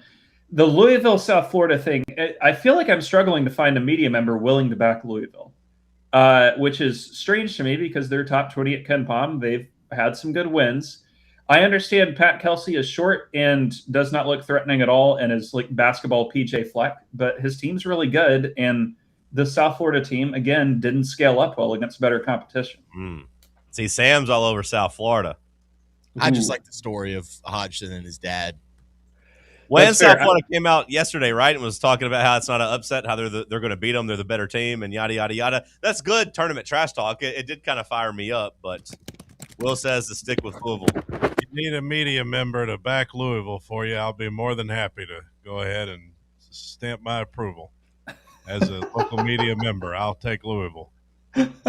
Just so you have somebody there. Thank God. Cody McClure is on my side. Very important local media member. That's the mega powers we didn't know we needed, the handshake. Cody and the calculator shaking hands, ready to go. What did you make of Tennessee's draw as they head to Philadelphia aiming to make their fourth straight Sweet 16? They get the winner of SMU and Miami of Ohio tonight, of course, and then I assume Virginia in the second round if that were to happen. What'd you make of Tennessee's draw? I thought they got a really good one. It's honestly been a little while since Tennessee got a tournament draw that I was disappointed with, which is perhaps my own idiocy, but I thought that this one works out quite well for them. Both of the potential 11s they can draw, Tennessee will have a far superior front court to. Well, I understand Tennessee's front court is volatile in a way, in a sense that like sometimes they make layups and sometimes they don't. But the thing that sustains every game is Tennessee dominates on the boards. And neither of these opponents rebound well whatsoever. I think Tennessee would do quite well against them. The Virginia game is interesting. Virginia's front court can rebound and is more versatile than Tennessee's, but they profile more as like a finesse front court than a brutality front court to me. And I kind of wonder if Tennessee could just essentially have a free throw shooting contest, which I know sounds very scary. But if Tennessee gets to the line in that game, 27, 28 times, they're in business because Virginia is not super deep. You can get into their bench pretty quickly. I like this draw a lot for Tennessee to get to the second weekend. Not to count chickens before they hatch and all that, but give the people a quick kind of summation of Virginia because it's not Tony Bennett anymore. It's not the terrorist type of basketball. They actually run an offense. They play a little bit up pace, right? It seems like they go faster. They got good guard play. Give us a 60-second wrap up of them. Real good. Defense has been exceptional this year. Rim protection. The thing that I am curious about with them, so they've got a freshman point guard, Chance Mallory, who's been quite good, but is undersized, 5'10". I wonder how he would stand up against tougher backcourt pressure and Tennessee's style of defense. Nobody really plays Tennessee's type of defense in the ACC, and nobody on Virginia's schedule in general played that tough. I do think, it was nice for them to, compete with Duke in the ACC tournament, but they got blown out by them a couple weeks back. What you're looking at here is a team that does create a lot of kick-out threes. It's not exactly Alabama-ish, but there's some Alabama elements to it. You will see them press from time to time. They are just very sound across the board. They've not really lost to many teams worse than them, but they haven't really beaten anybody better than them either. Do you view them as better or worse than Alabama? Slightly better, maybe by a hair. I would have them probably about equal. Well, I think Tennessee, has matched up well with Alabama over the years. It does feel like Rick Barnes and his coaching staff over there knows how to prepare for that style of offense, and Tennessee's had some pretty good success outside of blowing that lead, a month or so ago. That gives me reason to be optimistic against Virginia, right? Mm-hmm. No, I think Tennessee, if they have the game on a Sunday as scheduled, Tennessee could be favored. So, I mean, 6 seeds when favored over 3 have a pretty good track record. I would take Tennessee to win it. I think they'd match up quite well with them. The other aspect of Virginia, I do need to mention, against talented guards that can, navigate a ball screen well, Virginia's struggled. They've had some weird results, really good point guards. I mean, Duke is one thing, but North Carolina beat them at home. Virginia Tech, they lost on the road. Butler, they lost to Butler at a neutral. They've struggled at times with teams that have the Jacoby Gillespie type, like almost lost to Ohio State on a neutral, for example. So I think Tennessee would match up quite well with them in that game. Looking past that, I'm going to be honest, I don't think Tennessee matches up well with Iowa State at all. But yeah, that's what I was going to ask. It feels like they're a kind of a nightmare matchup for Tennessee. Yeah. The way that Tennessee struggles with turnovers and some dumb passes, and the way that Iowa State plays is going to be really unique to SEC fans who haven't seen them. They double the post every time. Doesn't matter how good or how bad they are, but they're going to force post pass outs. Tennessee's not really going to be able to pound it down low. And it then becomes reliant on Tennessee to hit cross-court passes, get over that defense. And with what we've seen from Tennessee's passing this year, that does concern me. It's just a system that's unlike anything Tennessee really draws in SEC play. So I wouldn't really like the matchup for them. But again, as I've mentioned, if you get to the second weekend, you roll the dice, and hey, perhaps Iowa State loses to the winner of Kentucky-Santa Clara. I was going to ask, do you think Kentucky or Santa Clara has anything for Iowa State? Santa Clara really interests me. So they've got this NBA prospect, Alan Graves, who's graded out as historically really good for a mid-major freshman. He seems likely to go in the draft. Definitely a first-rounder, 6'10" guy who can shoot from the outside and drive to the rim. If not that, he'll be, joining the ACC or SEC pretty shortly. I was going to say he's either going in the first round or he's going to get $4 million in the portal. Yeah. So I think that would be in that pod of that little 4-team grouping in the bottom of the bracket. He's easily the best pro prospect on any of the 4 teams, including UK. But that alone might not do it. I do think that Santa Clara not being able to get one past Gonzaga this year, they got triple swept. That's a tough one to sell in terms of them being able to scale up again and beat at Iowa State. But they can really compete on the boards. They arguably could have the front court edge in that game. So it wouldn't shock me if they won, but it seems more likely a game where it's like they push Iowa State but can't actually beat them. Yeah, I'm interested in watching this Santa Clara team on a national stage. We've seen St. Mary's for all those years play their really slow, deliberate style of basketball. I don't know much about Santa Clara, so I want to see how they match up with Kentucky. I know that's been a popular numbers upset, right? Because the computers have Kentucky, Santa Clara as basically even. Is that correct? I mean, Torvik has Santa Clara favored outright. Okay, that's what I thought. I was quite shocked to go to one of the sports books and see UK's favored by 4.5 in this game. I think it's the wrong team favored. I would have Santa Clara outright. I don't know if they're failing to factor in that Kentucky, even with some of the wins in SEC play, really didn't grade out as that impressive. They've been about the 43rd best team over the last 2 months. Santa Clara's been top 25. I'm just not really buying this UK group. I think, Will, it's a situation of Kentucky being a really, really big brand and Santa Clara being a very, very small brand. And the number got put up at like 2.5, and the public has just started hammering Kentucky because they assume they're going to win. That's kind of why I think it's gotten so high.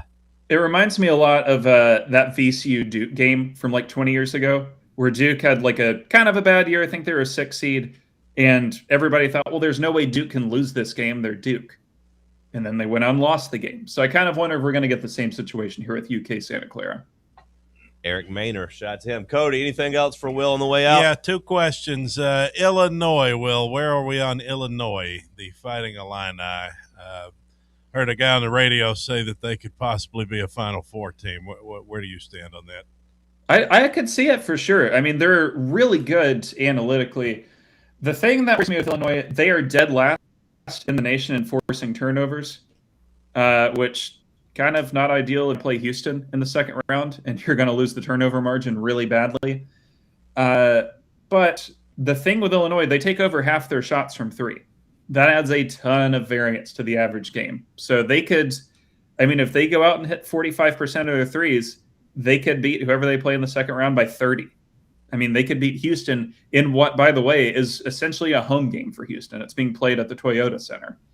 So I don't know. I'm having a hard time figuring out what I want to do with them exactly, because I could see Final Four. I could see round of 32 if they get, just have a bad shooting day. But they're a really tough team to try and figure out, especially because they lost their conference tournament opener. They've had some strange results down the stretch.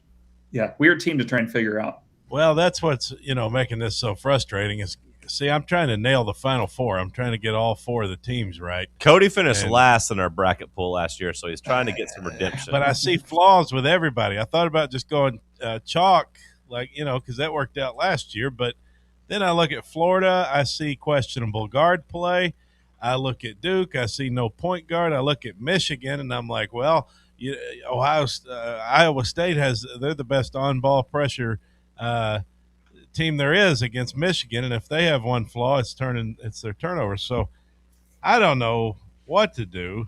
I'm at the point where I think I'm picking High Point against Wisconsin. Yeah, I wouldn't be against that. As mentioned, I kind of like that pick too. There's a couple of higher seeds, like 4s, that I'm not really intrigued by. I mentioned Alabama.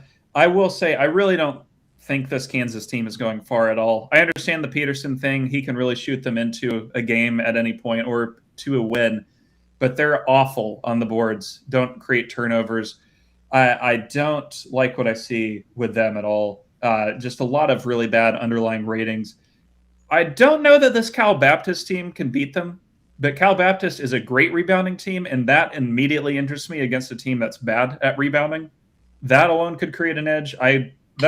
It's in that, I believe, super late night spot on Friday, and I feel like in these late night spots, it's like the loopy zone where you get some really weird results. That was wacky. Yeah, Friday late night in 2018, that was UMBC over Virginia, for example. All right, Will Warren, Stats by Will, basketunderreview.com. We appreciate your time as always. Sounds to me like you have Tennessee Sweet 16 and out. Is that fair to say? Sweet 16 and out, 4th in a row. That's a great program accomplishment. And honestly, we say it every year, but just get to the second weekend and roll the dice. Maybe Iowa State's not there. If it's Santa Clara or even Kentucky, they've already beaten Kentucky in the Sweet 16 before. Santa Clara, that's a problem you'd handle when you get there. I am always of the opinion you can't control your tournament strength of schedule after the first game. Whatever happens, happens. Just get there and see what you can do. Will Warren, appreciate the time as always, brother. Absolutely. BasketUnderReview.com. Go read their work. Go subscribe to it. It's really good stuff. And Will's a friend of the program and a friend of mine. Help support him. Cody, do you feel more prepared for your bracket now or more confused than ever? I appreciate Will's all the information. I'm taking in a lot of information and just trying to make my decisions, and it's – you're like the Simpsons tough. Meme where Homer's trying to hit only any key. It's like, which one's any key? He's trying to run the computer, the calculations. I think now I'm at the point where I have Michigan State in my Final Four. I think I have them taking down Duke. Which one is any key? Don't really know how I feel about that. Okay. We'll dissect what Will said. We'll come back. We'll talk about it. Stick with us right here on Fan Run Radio. The flagship station for Tennessee fans. This is Fan Run Radio. White Claw is taking hard seltzer to new heights with White Claw Surge. At 8% alcohol, White Claw Surge is a stronger wave of refreshment that doesn't compromise on taste.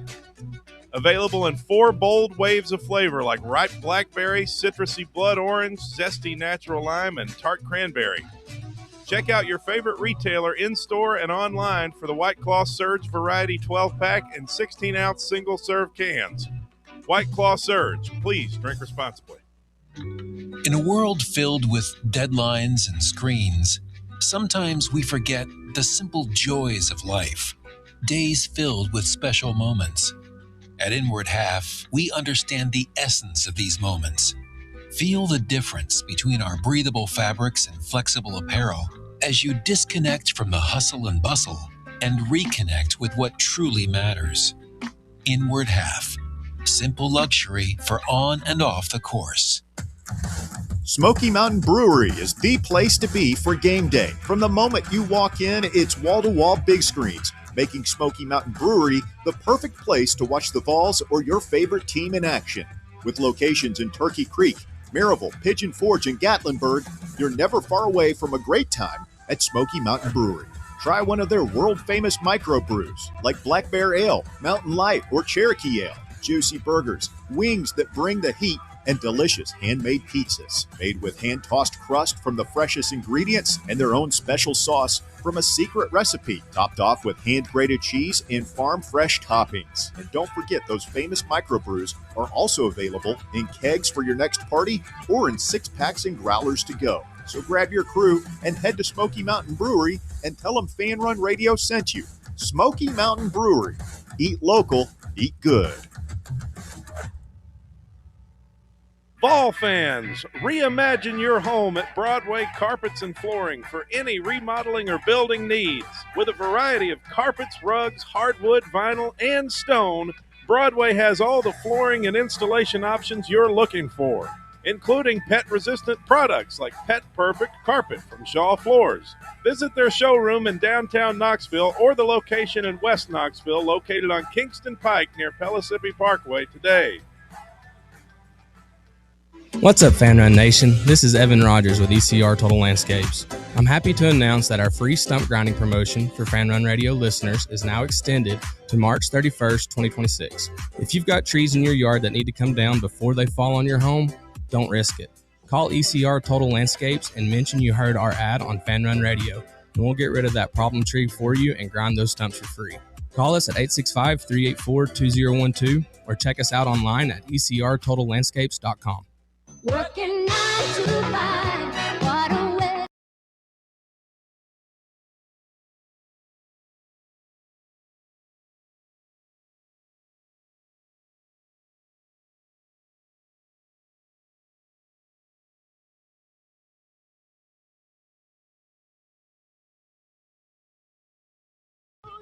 A new strategy, I think, for the tournament and filling out the bracket this year.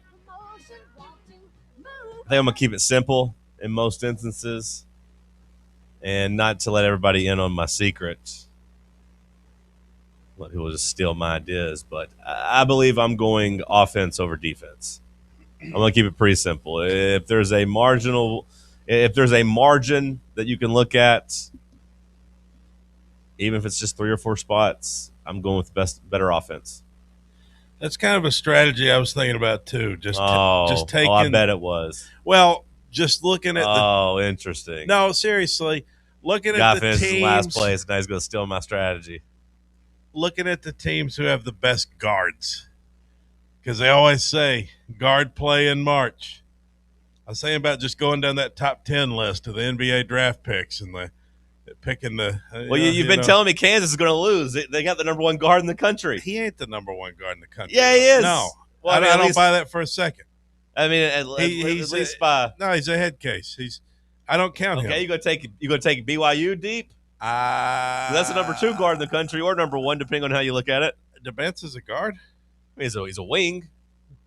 I'm talking about. He's a ball handler. I'm talking about guys that shoot. I'm talking about traditional. I mean, he dished out like 10 assists the other day. I mean, like he ain't got anybody around him. I'm talking about.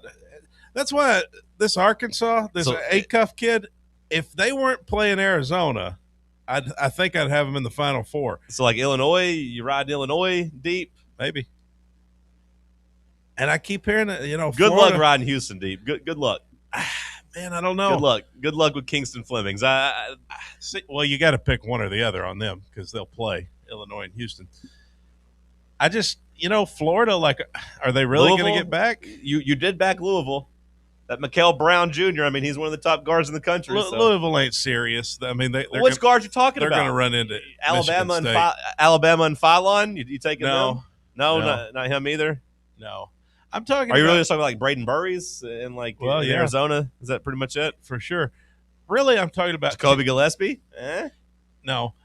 I think really what I'm talking about is not necessarily just the top NBA player, but like teams that have multiple good guards, like teams that can shoot the basketball, that that can't be all they do, because then you just take Alabama, and I don't. Well, Alabama. I mean, I do feel like Nate Oates has had pretty good tournament success. I guess there's a world where they just shoot the lights out and beat Michigan. Yeah. There's also a world where they get their eyes absolutely thumped by Michigan. Uh-huh. I can't trust Michigan either because a Big Ten team doesn't win it. I saw a graphic. You want to talk about what really matters? Is when you look at the trends over the last 25 years, there's actually only 2 teams that can win it, according to this. 2? Yeah. I always see people talk about it. I mean, William had a post. It's like 57th offense, 34th defense, or whatever the hell it was. Yeah, that's just rage bait. The NCAA tournament formula, I saw this tweeted out. Top 25 in Ken Pom offensive and defense, right? Okay. That's 22 of your last 23 champions. Well, that's a lot of teams, though. That's 8 teams. Yeah. Duke, Michigan, Arizona, Houston, Florida, Iowa State, Michigan State, Louisville. Okay. You also have to be located in the eastern United States because that's been every champion since 1998. Since Arizona? So that eliminates Arizona. Also does not wear red. That's been 19 of the last 20 champions. I don't know if I'm going to worry about the not wearing red thing, but I'm listening. 19 of the last 20 champions. Duke, Michigan. That narrows it to Duke, Michigan, Florida, Michigan State, and also can't be a Big Ten team. So Duke or Florida. Okay.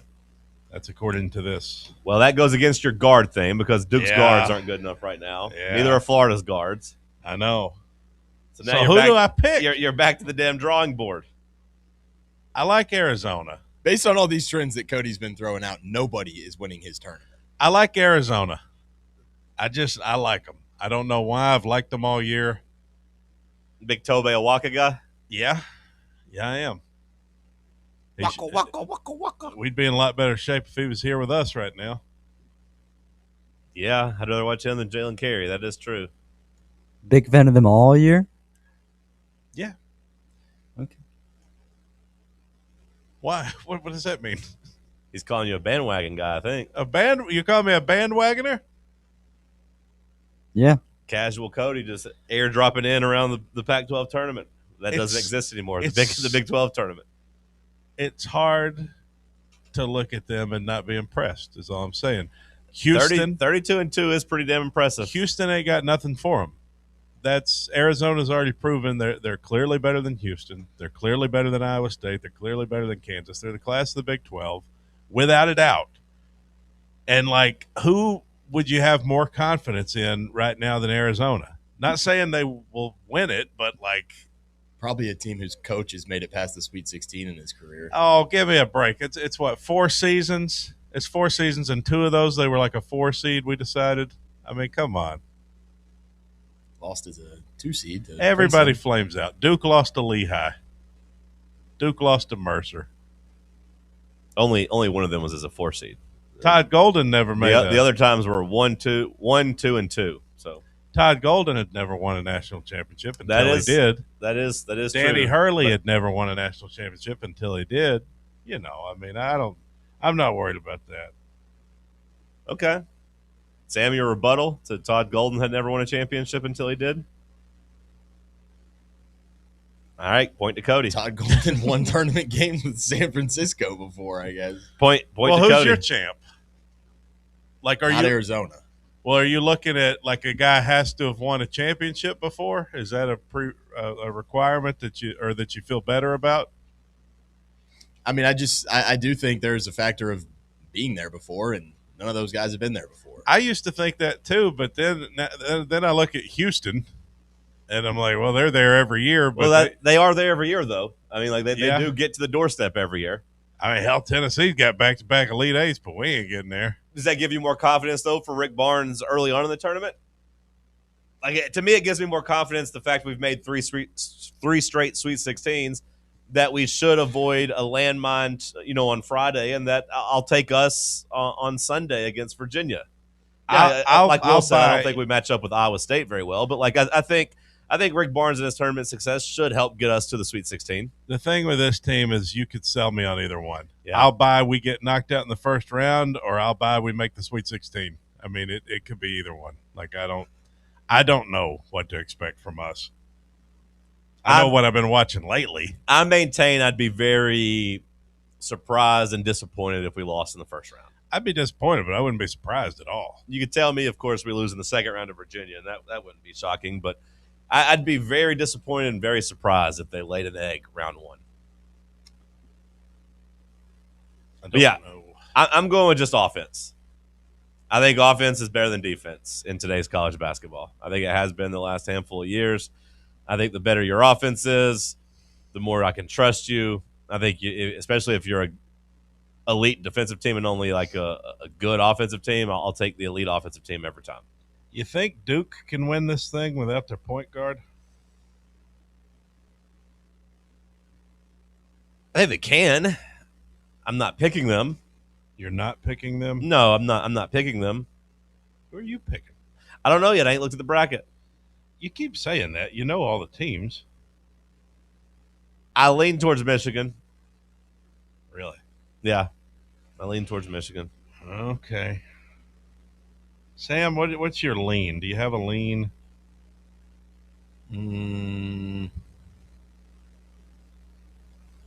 I keep running into Duke in like my Final Four, but I don't like that. I think they get upset somewhere. So I haven't figured it out yet. Every team you look at, you can pick apart. You know, they kind of like there's some flaw somewhere. Now Michigan may have the fewest, but I'm hung up on this mythical Big Ten hadn't won it in 25 years thing. That's one of those I don't really care about. Yeah, and that's probably the smart way to look at that. Like, to me, I mean, it's more relevant than no team wearing red has won. Yeah, but like I you could have said something about football, until Ohio State, and now they've won 3 in a row. So like I don't think it really matters. Michigan's pretty smart. I think that's pretty good. And honestly, I said earlier, I feel like they got the best path because I feel like Michigan is not really getting tested until maybe the Elite Eight, like Sweet 16 if it's Alabama. I mean, Texas Tech ain't got nothing for them. Now, I will say Michigan's only the eighth best offense. So, like, if I'm saying that I'm taking the offensive teams, my problem is at the top, I don't really trust the top offensive teams. Purdue, I don't really trust them. Illinois, I do, but I don't. It's not like in a matchup against Michigan. Alabama, they're rated as number 3. We'll see what that looks like, as they've started getting drug arrests and all that. Duke, a lot of their numbers would be while they had a point guard. Purdue's the top offense? Yep. Now, that's a team nobody's talking about. They've got a lot of weird losses this year. They could not protect home court for whatever reason. That was a weird season for them. But, yeah, I mean, they got both things you're looking for if you're looking for offense, but they also got the guard play you want. It's like Braden Smith is about to pass the all-time record for assists. Like they got a stone-cold winner and a guy that's been there and a guy that's won a bunch of tournament games and a guy that could take care of the basketball. Fletcher Lawyer, too. That's another name. That's a guy that's been there forever. So, like, Purdue might be being a little undervalued. I think as we talk about it, I might have to. But I'd have to pick them against Arizona. Yeah. What if I pick Arkansas? You're going to pick Arkansas against Arizona, and then Purdue ain't going to beat Arkansas, are they? What if I take Arkansas to beat Arizona and then Purdue to beat Arkansas? I could do that. I don't want you still in my bracket. You thinking about Purdue, too? Yeah, I just told you I'm riding the best offensive team in the country. I might pick Purdue to win it all. That might be a low-key good pick because ain't nobody else going to pick them. Right. So I don't need why am I giving away the goods for free? I was already thinking about it. You were not. I'm sitting here scrolling through my Elite Eight. This guy's going to end up with Purdue in the Final Four with me. Now I'm looking at my Elite Eight, and it's full of the Big Ten. There is that though, and I do kind of like. I know I said I don't disqualify a team because they're in the Big Ten. So like Michigan winning a championship, I think is on the table despite being in the Big Ten. But we do see that, I feel like, year in, year out, right, Sam? The Big Ten lays an egg in the tournament most of the time, right? Yeah. I got Michigan State, Illinois, Purdue, Michigan. Oh, no. My bracket's going to be busted. My bracket's busted. Oh. It does feel like the Big Ten lays eggs. I just want to nail the Final Four, man. You had your chance last I year, know, man. It was I know. all ones. I guess there's probably a good amount of people that got all the Final Four last year. Yeah. I'd say somebody, at least I'd say most people at least sprinkled in a 2 seed somewhere, I would say. Surely. I feel like I kept ending up with all ones in my Final Fours last year. I am fascinated. I mean, they're 1 seeds for a reason. They're typically the best teams. I am fascinated with what Will Warren said about Florida, because as fate has it, they would have a Sweet 16 rematch with Vanderbilt, right? Yeah, that's a big worry. And Vanderbilt's the 7th best offense in the country. Vandy's got those guards. Now Florida's 9th, but like the whole 5 wide, getting them out there and kind of neutralizing the big men, that is fascinating. Like Vanderbilt, Tyler Tanner, Tyler Nickel, and Duke Miles. If those guys shoot the ball well, that would create some real problems for Florida. Yeah, I mean, we saw what happened the other day. Very interesting. That's a dangerous matchup for the old Gators. I feel like Florida was just so dominant all year. Am I really going to put Vanderbilt in my Elite Eight? Oh, my God. Ugh. My bracket's already busted. Sam, send us a break. It's Talk Sports on Fan Run Radio. Can't get enough Fan Run Radio? Download the free Fan Run app and take the best Tennessee sports conversations with you wherever you go. Fan Run Radio, the flagship station for Tennessee fans. This ain't no wishy-washy, limp-wristed, kale-eating, half-ass sports radio station. We're your in-your-face, truth-telling, say it loud, flag-waving, face-painting, hardcore, bring the noise, causing a ruckus, don't give a damn sports station. Sports talk that doesn't just hang up and listen. For the fans. This is Fan Run Radio. Get some. What kind of day is it? It's a White Claw day. Grab a pack, grab your friends. Everything else in life can wait. Your friends shouldn't. Let's go. White Claw. Grab life by the claw. Please drink responsibly. Hard seltzer with flavors. White Claw Seltzer Works, Chicago, Illinois. Welcome to Axle Logistics, where excellence isn't just a goal, it's an energy. As a leading third-party logistics company, Axle is powered by an award-winning culture built on a work hard, play hard mentality. Here, the drive for success is contagious and hard work never goes unnoticed. Whether you're just starting out or looking to level up, Axle Logistics is the place to launch your career. Join us and take your ambition to the stars. To learn more, visit axlelogistics.com. Hear that? That's the sound of your life. Perfectly imperfect. Beating in rhythm to the world you've created. But every time you drive after drinking, the music gets drowned out. Your life sounds pretty great. Don't let a buzz ruin it. Buzz driving is drunk driving. Don't drive buzzed. A message from NHTSA and the Ad Council. Vol fans, reimagine your home at Broadway Carpets and Flooring for any remodeling or building needs. With a variety of carpets, rugs, hardwood, vinyl, and stone, Broadway has all the flooring and installation options you're looking for, including pet-resistant products like Pet Perfect Carpet from Shaw Floors. Visit their showroom in downtown Knoxville or the location in West Knoxville located on Kingston Pike near Pellissippi Parkway today. And it's been a while since I could.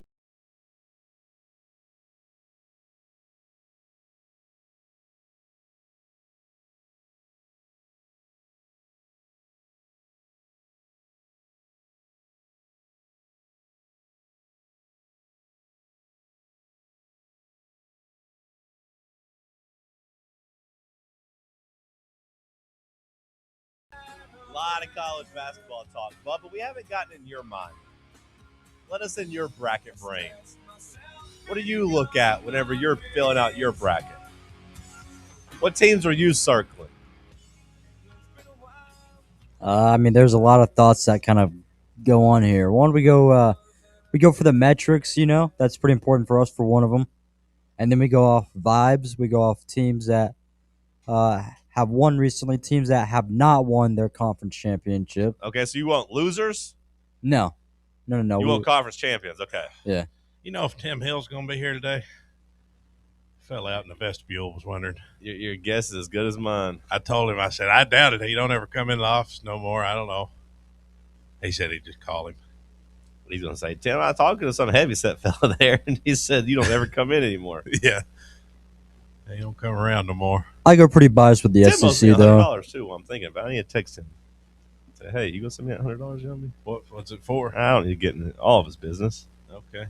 William told me there's only one team can win it during the break. Only one team that can win it? See, that's disgusting. I mean, yeah, William, only one team can be champion. William says... Well, that is true. Only one team is going to be champion. I guess technically that is true. There's only one team, he said, that meets the Patterson projection. Clemson? Patterson is he running it back with Clemson? His college football national championship pick was right on the money. Well, he told me he's picked the last I believe three. he also had Alabama beating Indiana in the playoffs. So I believe the Patterson projection might need to go back to the drawing board. Well, he told me he's picked the last three champions. That he had both. He said he had both UConns and he had Florida last year. The UConns that were running through the tournament that ran through the whole regular season. The juggernaut UConn Huskies. The guys picked three in a row. Time out. I did not have Alabama beating Indiana. I had Indiana. That was my biggest play of the college football playoff. Okay, what was the one you had wrong then? Was it I had Oklahoma over Alabama. Oklahoma. Okay, sorry. Apologies. They're all red teams. I'm sorry. I had to get up for that, and I do apologize to the listeners. No, that's completely fair. It's a fair. I knew you were allowed wrong on one of them, but yes, it was Oklahoma beating Alabama. Okay, but I had Indiana. That was my biggest play. Okay. Yep. Okay. Fair enough. And you've picked the last three basketball champions. UConn in 2023. Who had UConn as a 4 seed winning it? I don't know if you did or not. I mean, that's easy for you to say. I don't know. Well, I did. Why would he lie? To look smart. Oh, yeah. I've got it. I do it every year. I've got a bracket packet. I lie every year. A bracket packet? Yeah. Okay. All my criteria, 25 plus different statistics that all you can measure it up. There's only one team that can win it. I need to see that you had UConn in 2023. I need you to go get me your bracket packet. Text Walker right now. You can ask. I'm not going to text Walker. I want you to show me. I want you to bring out the bracket packet. Well, that means I disclose who wins it. And that means I then have a different, like if we're in the same bracket pool, that means I'm at a disadvantage. But I don't want to look at your 2026 bracket packet. If I exit the bracket pool, will you tell me? If you can see that I exited and left it? Sure. Okay. But then you can rejoin. Yeah. But I won't. Just take my word for it. My word means a lot. Okay, Ask so any of the guys in the room. You're not going to reveal your champion? Not to us, that's fine. But like on the playbook on Thursday, are you going to reveal it after the brackets lock? There's a potential opportunity for me to reveal it within the next 48 hours. Can you just blink twice if it's Arizona? Just blink twice. I'm not going to. I mean, it's not Arizona. He's stone cold locked in. He blinked once. Apologies for saying that you picked that's what Alabama that's what over made me get Indiana. out of the seat. It was Oklahoma over Alabama. That was also not equally as dumb, but thank you. Take care. Yeah. Thank you. See ya. You know, the guys haven't even joined I sent that to our whole group. I don't think William can come in here and say that he's picked the last three champions and say he has a bracket pack and then just be like, no, yeah, you got to pay for my picks. Text my best friend. Yeah. I think you got to reveal your champion. He said he won't because we're in the same pool. You know, Eric Gaines got in trouble. That's not going to be the deciding factor. Everything leading up to that. There was a whole radio station fight back in the day. It broke up Tennessee Sports Radio. You doing what you just did just then.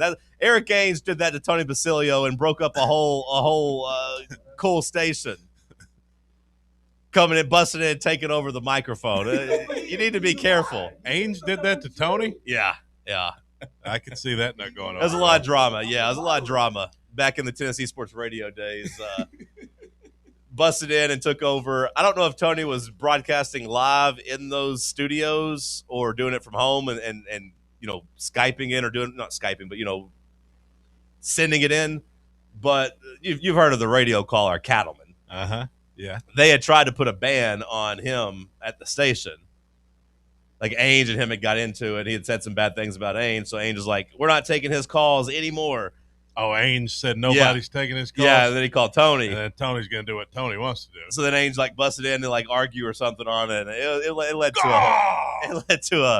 led to some hard feelings, I believe. So yeah, you don't tell Tony what to do. Tony's going to do Tony. You need to lock that door and not let William just bust in and take over. And Ainge seems like the kind of guy to be like, yeah, no, this is what we're doing. We're doing it this way. Like, I could definitely see that from him, thinking he's Mr. Boss Man or something.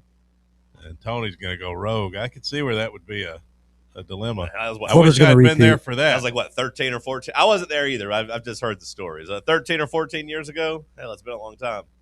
I wish I could have been a fly on the wall. Back to Bubba's bracket brain. Colors. I mean, there's a lot of stuff here, John. Mascots, vibes. Yeah. Okay. I mean, I went off pretty much common sense, so I have Arizona winning it like most people do. You have Arizona winning? You and Cody? Wait, that's twins? a normie take? Yeah. Yeah. Arizona winning is a Yeah. normie? Yeah.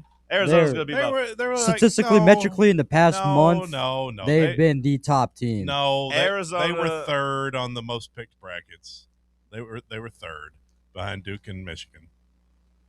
Michigan might be the normie take. I was going to say Duke's the most popular team, the most popular brand. But I think Florida's going to repeat. You think Florida's going to repeat? Yep. Then why the hell are you picking Arizona? How the hell does that make sense?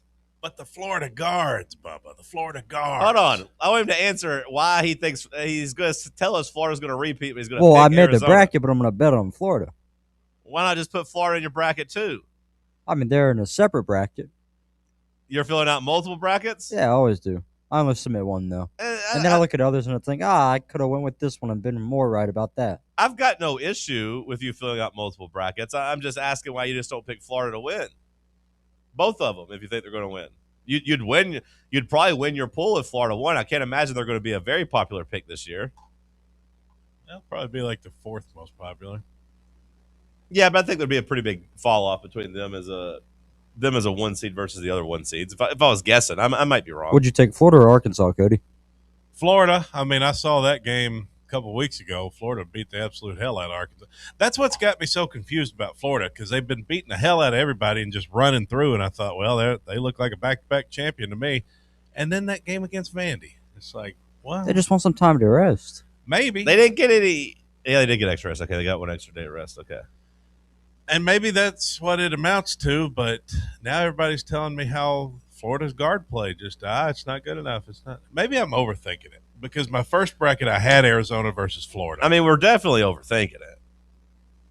Yeah, but that's kind of the point. That is the point. Just chalk it up, Cody. Isn't this great radio fodder, though? I don't know. I feel like if I was listening to it, I'd be like, oh, my God. I would love this. You think so? Because it's all I've been listening to all week. Fair enough. It's a bunch of jerks going through and I'd be like, can you guys tell me more about, the Hawks 10-game winning streak? Please, for the love of God, we got a quarterback battle over on campus. The baseball team got to win. Enough hearing about your bracket. No, that's all that this week matters. LeBron James versus Kevin Durant rematch tonight. It's like a playoff series. I want to hear about that. Who did the Celtics play last night? Who did the Celtics play last night? Yeah. For some reason, I thought the Phoenix Suns, but that might have been a couple nights ago. I think so, because somebody did a move and I saw it pop up, and it was crazy, because it's like he was going for a layup, but then he skedaddled closer to the ground instead of going up in the air. They better have And won. then they thought he traveled, but he didn't. The Celtics didn't play last night. They played 2 nights ago or something like that. They played the Suns on Monday. How the hell do you not have the Celtics scheduled on St. Patty's Day? They got to celebrate. They got to party. Might be a good idea to take them to lose their next game. Hungover. Maybe. Possibly. That's a bet I'll keep an eye on. You know how those Irish are. Yeah, I don't know how people feel about nonstop bracket talk. I mean, the tournament is here, but that's all that matters this week. Yeah, it's the only thing that matters this month. I've enjoyed talking about it too. I'm just nobody saying, gives a damn about the. I enjoy talking with baseball my friends. Team. Honestly, I'd talk to you guys about anything. It doesn't have to be bracket related or tournament related. Just hang out with my buddies and talk. I'm just talking about listening listening to people talk. I don't know. I don't know how people feel. Well, the people who want to listen will listen, and the people who don't will turn the channel. Well, there is some truth to that, brother. You know, hell yeah to that. There is some truth. They can turn it over to listen to Ainge or whoever's on the Sports Animal right now. Well, don't run people off. Charlie and them on right now, Sam? I guess. I forget what time slots those all are. All right, I have started filling out my bracket. I have made my first 2 picks. My bracket. What's all that red? My red? Don't worry about the red. Okay. Don't worry about what I'm doing over here. What else? You mind your own business. Okay. You sit over there with your little Zen pack and swirl it around and try to talk to everybody you can and let them piece your bracket together for you because you're scared to make a move. You have decision paralysis. You're scared to make one.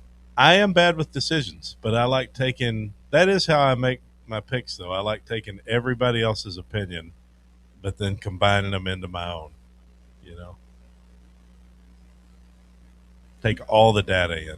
There's going to be a lot of upsets immediately, Cody. Take that in consideration. I'll tell you one thing. Your little Arizona Wildcats, they better watch out for Utah State. They better watch out. Give me a damn break. Those boys can play. Give me a break. Those boys can play. Utah State ain't winning the first game. Oh, what a moron. Who they playing? Villanova. Oh, yeah, they'll win. They'll win that.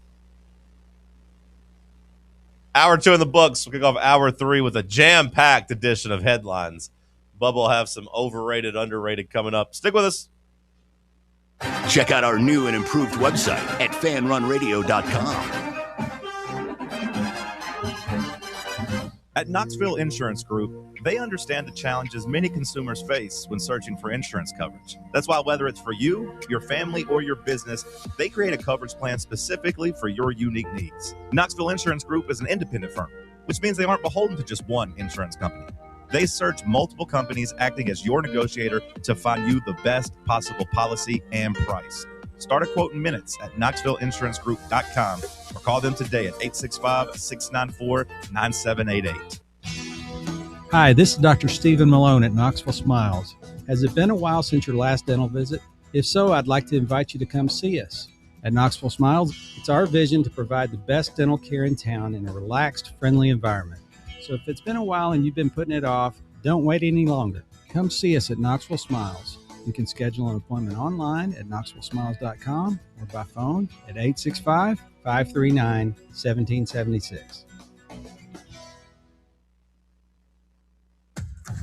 Smoky Mountain Brewery is the place to be for game day. From the moment you walk in, it's wall-to-wall big screens, making Smoky Mountain Brewery the perfect place to watch the Vols or your favorite team in action. With locations in Turkey Creek, Maryville, Pigeon Forge, and Gatlinburg, you're never far away from a great time at Smoky Mountain Brewery.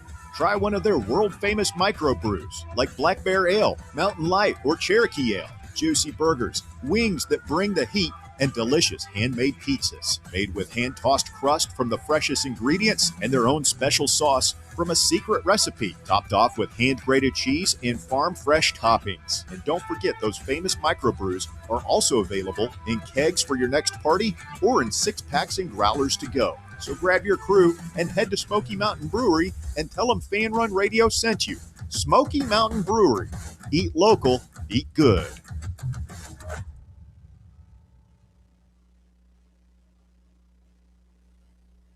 You're listening to FM 105.7 and AM 1340, WKGN Knoxville, and W289CU Knoxville, Fan Run Radio. Planning for spring at Lowe's means big savings on outdoor power equipment, and Lowe's knows nothing feels better than free. Buy one select Ego string trimmer, leaf blower, or mower kit. Get one select 56-volt battery free. That's up to a $299 value. Power through spring with Ego, the #1 rated brand in cordless outdoor power. Because Lowe's knows home improvement. Valid through 4/3 while supplies last. Selection varies by location. Blackford Veterinary Surgery Referral specializes in surgeries not regularly performed by your pet's general veterinarian. They're currently accepting referrals from vets all across the country. With their newly renovated state-of-the-art surgery center and highly trained staff, clients can rely on professional and thorough care. If your vet says that your pet needs surgery or rehab, Ask for a referral to Blackford Vet and let them get your best friend back on its feet. Located conveniently in West Knoxville. For more information, visit blackfordvetsurgery.com. Are you tired of waiting on interest rates to drop before you start saving money? I'm Chris Burleson with University Lending Group, and I've got a better way. With a traditional closed-end mortgage, most of your payment goes straight to interest, not your balance. But with my Smart Loan, every deposit you make cuts your principal immediately and reduces interest in real time. On average, my clients pay off their mortgage in just 7 years. Call me today at 865-388-7634 or visit smartloantn.com and let's turn your income into financial freedom. NMLS number 332941.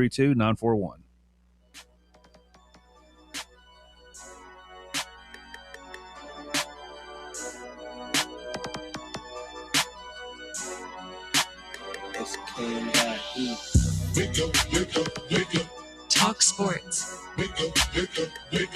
Talk Sports. Talk Sports. Talk Sports. Talk Sports from 7 to 10. Overrated, underrated on Wednesday. Fan Run Radio, Talk Sports said, not in my house, I ain't talking to Kimbe. Johnny Cody out here asking where the ops at. Tennessee Volunteers here for combat. It's the Cherokee Ghost, John Reed and Cody doing everything we can to bring Rocky Top back. Talk Sports from 7 to 10. Never leave a witness, never leave the Hour number 3 kicking off here in the White Claw Hard Seltzer Studios. This batch of headlines brought to you by our friends over at Inward Half. Go to inwardhalf.com to check out my favorite selection of Highline apparel. Everyday comfort, unmatched performance. They got something for the whole family. For the kids, inwardhalf.com. You can wear it on the course. You can wear it to the games. I got this t-shirt on under this hoodie. It's the softest t-shirt I own. Shout out to Inward Half. Hour 3 headlines. What you got, Big Muck? Thank you, John. Tiger Woods. Yes. I'm interested. He's working. He says. I'm working on it. Sometimes I have good days. Sometimes I have bad days, but I'm out here working. We still don't know for sure whether or not he'll play at next month's Masters. He remains undecided on his playing status after telling reporters that his health continues to be up and down. But he says he's working. I've had a lot of procedures prior to this, so the body doesn't quite heal like it was. He said, hey, I'm working here. When I was 24, he said his body doesn't quite heal like it was when he was 24. It doesn't quite bounce back, have good days and have bad days. Don't we all, brother? He's just an old troubadour. Yeah, it's kind of sad. Except he don't feel 25 most of the time, I'd say. Tiger Woods is 50? Hell yeah. Jesus. How old do you think he was? I don't know. Not 50. 50 is a lot. Yeah, it is. It is, brother. He's an old man. Well, we'll see if he plays. The WNBA, big news coming out of the WNBA. They reached a verbal agreement on new CBA terms with the Players Union. You got How about it? Big thoughts on that? My only thought is that they needed to get stuff figured out. They got 51 days now before the 30th season tips off. Speaking of feeling old, I remember watching the first game. Lisa Leslie there at the Los Angeles Sparks, just playing some basketball. Me in my room, or me in the living room with my little bouncy ball, pretending like I was her, shooting layups. You've been a WNBA guy since day one. Since day one. I was there day one. How about that? That's cool to follow something that your whole life, the whole existence of it. You know? At least look at how it's grown. I'm pretty sure on that the first game was played in Los Angeles, Lisa Leslie and the Los Angeles Sparks. I'm pretty sure. Yeah, you could look it up if you really cared. It could have been the first game of a season. That could have been 1998. Let me check. What was the first see where the game? Eagles got Hollywood Brown? Yeah, they're getting rid of A.J. Brown. They're going to give him his number and everything. Just going to give him the number and the jersey. How about that? What was the first WNBA team? No, I don't want the first WNBA team. I want the first WNBA game. Well, while you look for that, I'm going to tell you about the Broncos. They have acquired Jalen Waddle, the New York Liberty defeated the Sparks right there. I was there. I was watching it. Well, how about that? Lisa Lobo. Man, what a villain. She related to Rebecca Lobo? Who did I say? Lisa Lobo? You said Lisa I combined Lobo. Lisa Leslie and Rebecca Lobo. Rebecca Lobo's on TV. Yeah. She was the big girl that I was thinking of. I just combined them. Oh, okay. I'm getting old. I'm getting bad with names. Yeah. Well, the Dolphins have traded Jalen Waddle to the Broncos. And how do we feel about it? Well, it doesn't really matter much to me, but it's a significant name in the NFL. I mean, it's a good receiver too, right? Jalen Waddle. I think I feel like he's a really good wide receiver too. Mm-hmm. I do feel like him and Cortland Sutton's a pretty good duo. Should help the offense. He's pretty versatile too. He's really good against zone coverage, which I think will help them. And he's a good underneath receiver that can go deep and take things off the top. I think he's a pretty good receiver. And speaking of the Dolphins, they say Devon Achane is not available for trade. He will not be part of the Miami Dolphins offseason roster purge. I'd kind of talk myself into the Titans just trading for him, Sam, instead of drafting Love. I remember when you used to give me grief for having Achane. I spotted him early. And what was that last him place? In a fantasy league. What'd you say last place? That was like 2 or 3. What'd you say last place? Oh, okay. You're trying to talk to me about fantasy football, and you finished in last place.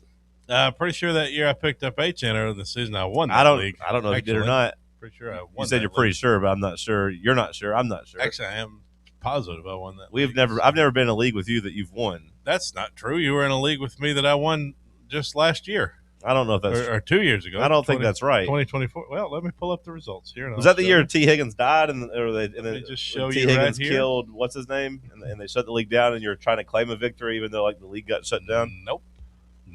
Let me pull it up right here, and I will prove to you exactly that I won this league. If I can just find it. Is it the one league that nobody cares about except you? That one? People care about this league. And 2024, right here, first place. You were in that league. What's that league? Would you like me to prove to you by looking at the teams to prove that you were in that league? Yeah, you were in that league. Please do. I don't know how to do that, but you were in it. I don't think I was. Oh, there you are. Team Reed, 6th place. I don't think that's me. Yep. You don't think you're Team Reed? I can't say for sure. Jonathan Reed? Yeah, that's not me. You don't think that's you? I was trying to read it. I don't see what that is. Anyways, you were 5-9. Anyways, 5-9. Oh, 5-9. How many? We played 14 regular season games. Oh, that's how I know it's not a serious league. Yeah, that checks out. That checks out. That was the one I maybe didn't even really set my roster in. I was just doing you a favor. Well, are you going to admit that you were wrong when you said that you've never been in a league that I won? I wasn't really in that league. I didn't really care about it. Okay, you can say you didn't care about it. Yeah, well, that's what I meant, obviously. Okay, but you have been in a league with me that I did win. I don't know. As evidenced by the proof that I don't know if that's evidence or not. I didn't get there myself. I do know I was in with you last year and you finished in dead last. Yeah, that's you've never been in a league with me that I finished dead last in. Yeah, I mean I still dispute that. What's that last place? By the way, huh? I still dispute last place that. Say what? I still dispute that. Last place say dispute. I think I was 11th, honestly, because I beat the other guy twice. That was. Oh yeah, the famous head-to-head tiebreaker in fantasy football that doesn't exist. Well, I mean, winning. Imagine how bad your record would be if you didn't beat up on the second to last place team. Winning 2 against an opponent just because my team didn't have as much points. I mean, whatever. Last place. Keep talking. Yeah. I'd kind of hope the Titans would maybe call it on Achane, though, Sam. I thought maybe that would be a way to keep your number 4 pick and maybe go out and get a receiver or a stud defensive lineman since they were doing a fire sale. I'm good on that. Okay. Trade a premium pick for a running back that always gets hurt. Whoa. I didn't say trade a premium pick. They're giving away guys. I was saying like a 3rd or 4th round pick. Yeah, for picks. Those aren't premium. A 4th round pick is not a premium pick. No. For the way that the Titans roster is set up, yeah. No. Well, what's using the number 4 pick on one, Sam? If a 4th round pick is premium, what's the number 4 overall pick? I mean, that's blue chip prospects. Achane's been proven to be pretty damn blue chip, hasn't he? Yeah, when he's not on inside the blue tent. Well, Love ain't proven he can stay healthy in the NFL. You know, I don't mean to be rude, but I'd like to read the news. You're the one that spent 3 minutes trying to go through some fake fantasy football documents. You took it upon yourself to replace my Hour 1 news. The least you could do is let me read the Hour 2 news. Again, we're waiting on you. You're the one that took a 5-minute detour last place to go try to feel better about yourself. Went down back to 2023. Your second headline was Hollywood Brown. 2024. Yeah, your second headline was Hollywood Brown, bro. I'm working through the tabs. Hollywood Brown. You think it makes a damn about Hollywood Brown? That was a placeholder. HM played 16 games last year, Sam, by the way. Yeah, but he just always gets hurt in the middle of games. He played 17 the year before. What the hell are you talking about? Excuse me. He's a healthy guy. Excuse me. Kurt Signetti will be driving the pace car for the Indianapolis 500. These are the worst headlines I've ever heard, Cody. You had 2 hours, and you've given us an Indy 500 headliner and a wide receiver 3 getting signed by the Eagles. I will give Cody a little bit of grace. Okay, news specialist. You think Kurt Signetti driving the pace car for the Indy 500 is not relevant Makes me news? fall asleep. Well, then go take a nap. I will give Cody Kurt Signetti a little bit of grace because he was active during the Will Warren segment. So, like, he was busy. He was interviewing. Does Will have is 9 a.m. just his preferred time slot? He's got a real job, so I think he's got to get to his real job by like 9:30 typically. Kurt Signetti will drive the. I'll show you the text. I tried to tell him either 8:40 or 9:20. He's always like 9 o'clock actually works best for me. It's no problem. Kurt Signetti will drive the pace car at the Indy 500. I think this is great news. This is great to hear. As race organizers made the announcement Tuesday night that Signetti would be out there in a Chevy Corvette ZR1X. How about that? How about it? Touted as the most advanced Corvette ever made. Coach Sig at the greatest spectacle in racing on May 24th. Hell, let him race. He'd probably win. Just let him stay out there and race. Why not? And David Cutcliffe has That's a name I haven't heard in a while. Well, you'll be glad to know he's just now officially retiring. What's he been doing? He has been the SEC's special assistant to the commissioner for football relations. Cutcliffe, now 71 years old, announced Tuesday he will end his 40-year career in college football. Oh, this bracket's gross. I'm filling out my bracket right now, and it's already. I've worked myself into a shoot. 4-1 out for the great David Cutcliffe. There's already teams I got going deep that I don't really like, but I got to stick with it. Oh, God. Oh, God. This is bad. This is real bad. Michael Jackson. What else you got? You don't have any thoughts on David Cutcliffe? No, I mean, legend. I mean, that's a VFL. Yeah, he's a VFL. He's a legend. I mean, you want us to build a statue for him or what? Maybe.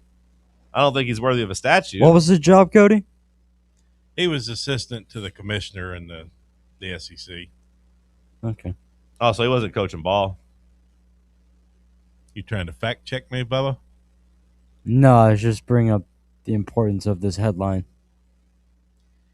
He's a Tennessee legend.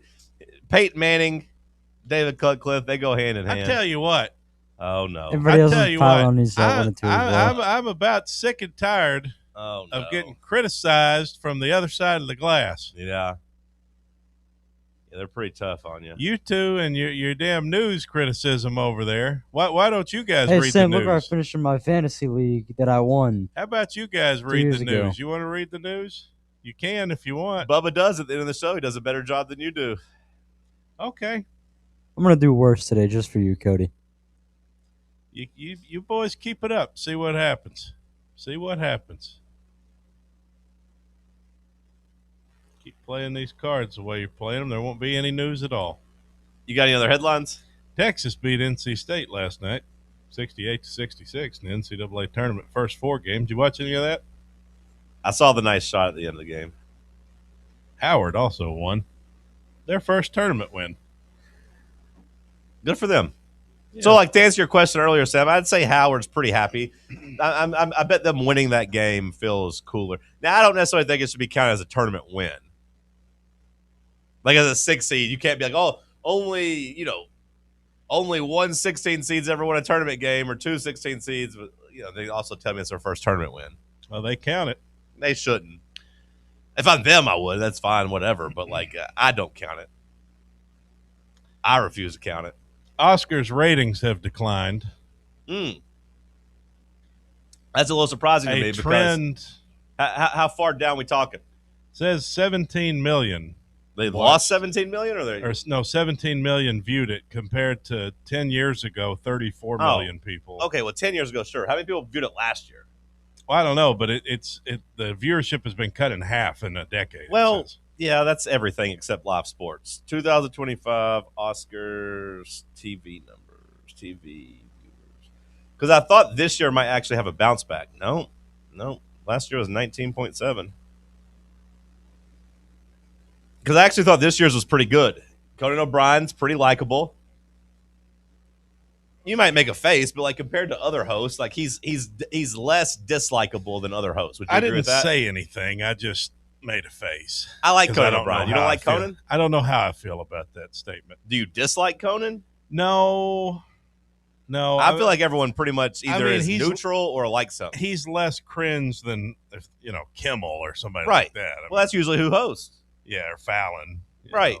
Conan's got a pretty... He's no Ricky Gervais. He's not. He's actually good and likable. Not as funny. People love that Ricky Gervais. They like that one little roast session, but that's it. Yeah, I mean, you may not like him, but people love that. They love. Yeah, sure, they like the roast session. It wasn't they didn't love Ricky Gervais. They liked people getting made fun of. Well, it was his. It could have been anybody. But it could have been anybody. It could have been anybody saying it. It could have been anybody. It could have been anybody out there saying it. So comedians don't get credit for their work. That's not. So if I went up and just read everything, his team of writers. If you typed out Richard Pryor's monologue, his and team I went of up there and writers read did a good job. He didn't have a team of writers. He wrote all that. Get the hell out of here. He wrote all that. You're a dog. Give a little credit. The guy's a very good comedian. No, he's not. Yes, he is. Wrong. From NASA, the 7-ton. If he was American, you wouldn't even know his name. We're just doing it for pretend he's so good because he's British. Get the hell out of here. Well, who's your favorite British comic? If not Ricky Gervais. I don't have a favorite British comic. That's the point. You're saying Brits aren't funny? No, I'm saying you only care about Ricky Gervais because he's British. If he was American, it'd be a nobody. Wrong. He'd be a nobody. Wrong. Name me your other favorite. What's your favorite Ricky Gervais joke besides the Oscars opener? I watch every special he puts What's out. your favorite joke he's done? He's got a lot of transgender jokes I like. What's your favorite one? I can't repeat Ricky Gervais. I can't repeat most of Ricky Gervais's jokes. Name your favorite Ricky Gervais moment. They're offensive. Outside of the 2000, outside of the Golden Globes. You're not going to come on here and tell me I don't watch. I watch every Ricky Gervais special he puts out. I'm asking you to tell me his favorite joke. I can't recite a joke if off I asked the you top to of tell my me, head. if I asked you to tell me your favorite George Carlin joke, I bet you'd know. I could. Well, yeah. If I asked your favorite Eddie Murphy joke, I bet you'd know. I like Eddie for his movies more than his. Sure, but I'm sure there's still plenty of. If I asked you your favorite Bernie Mac joke, I bet you'd know. The movie Life. That's one of my all-time. Well, there you go. Name a Ricky Gervais movie. Coming to America. Name a Ricky Gervais movie. I mean, Eddie Murphy had it all, really. All right, well, name a movie. Norbit, even remember Respucia with her big old boobies honking that horn. Yeah. A 7-ton meteor exploded over Ohio yesterday. Released the power of 250 tons of TNT. The meteor was roughly 6 feet in diameter and exploded into a brilliant fragmentation 30 miles above Medina County. People in Ohio, people could feel it from Kentucky to Pennsylvania. People in Ohio, it shook their homes. It was such a big explosion. Interesting. NASA believes that meteorites are fragments and pieces of the meteor may be found in Ohio. And we got fireballs all over the sky. I don't know what's going on with all this stuff. They're talking about comets out here, and some people are saying they're Iranian missiles. Who knows?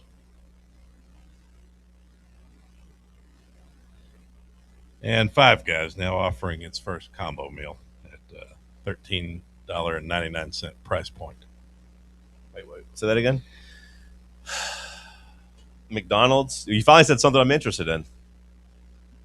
It took 19 minutes, but you finally did. You know, the disrespect coming from all three of you during this news segment, all three of you, to take it from all three of you. It'd be one thing if it was just Sam or just you or just Bubba, but does that make you stop and reflect that if all three people hate it, that it's probably not good? No, it doesn't make me reflect because I know the news is good. And I know that nobody reads the news like I read the news. So and I know the audience enjoys it. So what's the McDonald's one? So, quite frankly, I don't really care about the criticism as long as my audience is enjoying the news, because I know they are. Because I'm a beloved radio host. Just ask the local news. What was the McDonald's headline? Five Guys is offering a $13.99 combo. Oh, Five Guys. For a little burger and little fries. It's a lot of dudes. I mean, I do feel like that's probably a step forward for them. I mean, I guess. Yeah. It's great quality, like it's good, but the price point has always been kind of high. Also, X adding a dislike button. Oh, no. If you guys have any interest in that. And people are making fun of Tristan Keys for being slow. I don't think he was running that drill at full speed. I would imagine that was like a half-speed type of walkthrough thing, no? Well, that's what everybody's saying, but he's getting made fun of by the other fan bases. Do we think he's slow? Jason Swain put out a whole thing about, because he was a receiver. I don't know if you've ever heard, but he played receiver at Tennessee. And he was saying how that he's running half speed. Yeah. Practicing the routes. Yeah. And whatnot. I did appreciate Josh Smith, former Butch Jones wide receiver, coming out and talking about how much it sucked and how the coaches would have yelled at him and held him to a better standard. I'm like, when you played for Butch Jones, I don't know if you get to play that game, no? Yeah, especially if you're just some white, some white guy. I mean, Josh Smith was fairly good here. I mean, he was fine. Yeah, I mean, sure. Oh, one more piece of news that is very important, actually, that I must tell you. Matt Hinken, the beloved former chief meteorologist at WATE, died. He was a face on televisions across East Tennessee for more than 30 years. Died on Monday at 62. The weatherman, Matt Hinken. R.I.P. to him. R.I.P. to him. R.I.P. to him. So Swain said it was half speed? That's what he said. I mean, that's what I obviously thought when I watched it. Still a weird clip to post, though. It just opened yourself up for other fan bases to make fun of it, Yeah, Swain said my first time running speed outs versus quick burst out was in college. I needed to do it half speed to nail it down. When I started training receivers after college, I taught it the same way, and other coaches do too. Stop being lame and overanalyzing video clips without context. Yeah. Overrated, underrated, coming up next. For the fans, by the fans, this is Fan Run Radio, Knoxville. Hey, Vols fans, Cody Brown here. I grew up right here in Tennessee and know what it means when someone says, I've got your back. That's why you can trust Farm Bureau Insurance of Tennessee. Whether it's your home, your vehicle, your family's future, or the business you built from the ground up, we will show up for all of your insurance needs. We are Tennesseans who understand what matters, which is doing right by you. Insurance is not all about just paperwork and policies, but it's about the people we insure every day. So if you want insurance that hits home, give me a call at 865-992-3871. Go Vols. Located in Knoxville's historic Old City, Barley's offers great food, live music, the best draft beer selection in town, and now your new favorite place to watch sports. Their indoor projector is perfect for any weather, and they've revamped their upstairs area with more TVs to take in all of the action. Their menu features hand-battered chicken tenders, juicy burgers, fresh salads, and the tastiest pizza in Knoxville. You can enjoy their happy hour drink specials daily from open until 6 p.m. Barley's Tap Room and Pizzeria. A brand built in Tennessee and born from the love of the game. Inward Half revolutionizes golfing comfort. Crafted by a former pro and dedicated enthusiast just like you, our luxury performance wear guarantees you stay cool and comfortable through every swing and every day. We're not just a brand. We've set out to create a lifestyle for those who understand that impeccable style and premium performance are a hole-in-one. Enjoy the walk-in, with Inward Half. Your tax refund belongs to you, not an identity thief. Over $6 billion in tax refunds were flagged by the IRS for possible identity theft last year. If you're in a bind this tax season, LifeLock can help. They monitor and alert you to identity threats you'd miss on your own, even if you're careful with your personal information. And if you do become a victim of tax-related identity fraud, LifeLock has U.S.-based restoration specialists ready to help solve your identity theft issue. Plus, all LifeLock plans are backed by the $1 Million Protection Package, meaning LifeLock will reimburse you up to the limits of your plan if you lose money due to identity theft. Let LifeLock help protect your financial info, so all you have to worry about is what you do with your tax refund. Go to LifeLock.com, save up to 25% off your first year. The promo code is HERD, promo code HERD, to save up to 25% off your first year. LifeLock.com. Identity theft protection starts here. Yeah, it's another day, but what kind of day is it really? A day of doom scrolling? Laundry day? Nah, it's a White Claw day. Light and refreshing tasting, uniquely cold wave filtered. There's an iconic flavor for everyone. So grab a pack, grab your friends. Make the most of each day with those who matter most. When you're together with White Claw, every day is a once-in-a-lifetime experience. You just gotta grab it. White Claw. Grab life by the claw. Please drink responsibly. Hard seltzer with flavors. White Claw Seltzer Works, Chicago, Illinois. Fan Run Radio, where Big Orange Country comes to talk sports. Start your morning off with your daily dose of talk sports with John Reed and Cody McClure from 8 to 11. Then it's Tony Basilio from 11 to 1. The Playbook with William Pattison from 1 to 3. And The Drive from 3 to 6. It's 10 hours of hard-hitting local sports radio every day, right here on the flagship station for Tennessee fans. This is Fan Run Radio, Knoxville. Overrated. Very overrated. It's overrated. Overrated, my friend. Overrated. I'm going to tell you why. I think that's a solid rated right there. It's perfect rated. He underrated, man. He got some swag. He has some real swag. Lobsters are underrated. They don't die.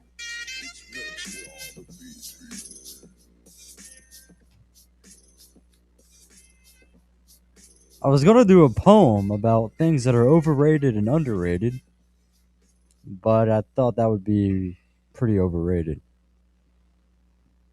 So I didn't.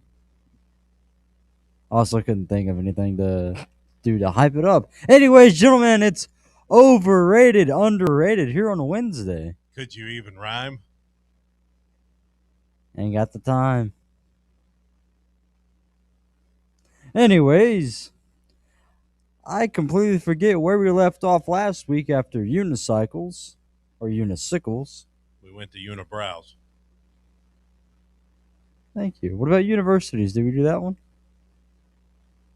Anyways, this week, gentlemen, let's start off with bike racks.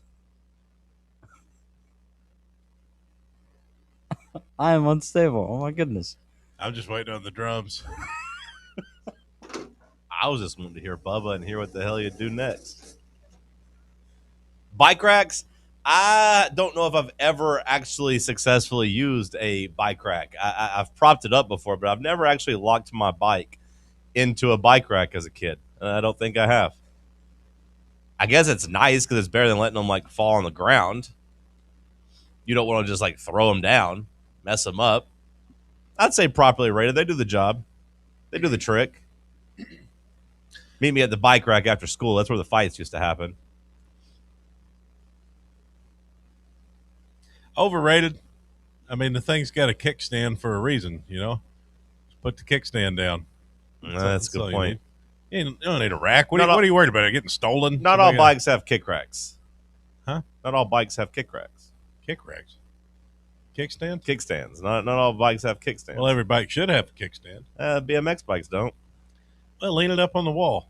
What are you worried about it getting stolen? Somebody going to steal your bicycle? If it's a nice BMX bike. Hey, I was vindicated, by the way. Oh, yeah? I was looking at a Reddit thread of the groups of people, or what was it? It was activities that draw the most douchebags. Mm-hmm. And you've always said I shouldn't, lump all cyclists in one. And I've never lumped them all together. I don't believe they're all that way. But That was like the most popular answer. Was number 2 like people that go to Starbucks every day? Because that'd make my list. The Starbucks coffee drinkers, like they're the most insufferable people on my personal list. Yeah, well, that's your opinion. It wasn't nearly as well represented as cyclists, though. Let me check. And one guy who rode his bike all the time, check. you know what one guy said, and I really related to the guy. He said, you know what? I like riding my bike. I cycle all over the place, but I don't wear that stupid suit. No, right he here. Said, you'll never catch me wearing that suit, doing that whole get up, looking that like it. You know what I mean? How about this? Starbucks customers are the worst. I have worked at a few different shops, and let me tell you, Starbucks customers are some of the most entitled, rude, and demanding customers I've ever had. Yeah, it's almost like you could find anything to fit your narrative. Almost, if you Googled it. Yeah, almost. Like your Well, cyclist I'm saying thing. that was the most popular answer. Sure. This one's got 700. This one's got 713 upvotes, though. It's pretty popular on Reddit. Well, I didn't see that on the thread nearly as. It A wasn't. lot of us are working here, or not. Blah blah blah. If we can't make something, they complain. They make it a big deal. Blah blah blah. There's a lot of comments about how terrible it is. So you're saying people who drink coffee, or that's part of my. That's on my list. Okay. In particular, Starbucks people. Oh. Well, funny seeing as how I don't have any Starbucks today. I wasn't talking about you. Why are you taking offense to it? Yeah, I know what you're doing. Up Bike next, rack's got to be overrated, though. we have billboards. Good one. Billboards have probably. I guess we're not doing drums anymore. I guess no drums for the topic here. Thank you, Cody. There you go. Sometimes you guys answer too fast to even let me get to the drums. Sometimes. Billboards, I think at this point, probably pretty underrated. I like them. I like looking at them. I like seeing the different businesses. I got to say, when I'm on long road trips, I do appreciate, if I'm in a new place and I'll be like, hey, there's a Chick-fil-A 15 miles up the road. Don't stop here. Hey, gas station. You don't want to stop at Morgan and Morgan. If you need America's a lawyer. largest injury firm. Yeah, if you need a lawyer, you can call them. Now, those I don't really care about as I'm driving through people's towns. I don't need an insurance agent. I like when it's a good local greaseball lawyer, like a guy who's, specific to that town. So you prefer the lawyer billboards? Yeah, I like a good local lawyer. Just one dude who's got his face everywhere. Like he's on the side of buses, he's on billboards. Sure. Call Danny Jenkins if you've got hit by a semi. Call Danny. That's what I love. They cut a check to our athletes. There's up near campus. There's the Morgan and Morgan billboards that have athletes on it. Who's the guy in Nashville, Sam? Bart Durham. Looks like a vampire. He's got his son working with him now too, right? Massive. Yeah. He's a strange. He's got like monkey ears, basically. Like they are huge. He's a strange looking cat. But now his son's working for him. Really? I guess he's taking over. I think because Bart's pretty old, right? Bart Jr. or I don't know the other guy's name, but yeah, Bart Durham. See, that's how good advertising works, though, because you remembered it immediately. I couldn't remember his name, but you did. Bart Durham. Yep. Nashville lawyer. Nashville's own. Papa's looking up a picture of him. Yeah. Dracula's pretty accurate. Yeah. Billboard, I agree with you. Billboard's underrated. I've said for a long time I wanted us to have a billboard, but nobody's ever wanted to pony up the cash. They're like $4,000, aren't they? I mean, it's pretty penny Usually to have more one. than that. Usually you got to do a 3-month commitment to go along with them. So I've always it's wanted 12,000. our faces up on a billboard. I'd like to own a billboard. There's like just one company, I think, that always has every billboard. I feel like that's just a monopoly. Lamar? Yeah. I'd say there's other companies.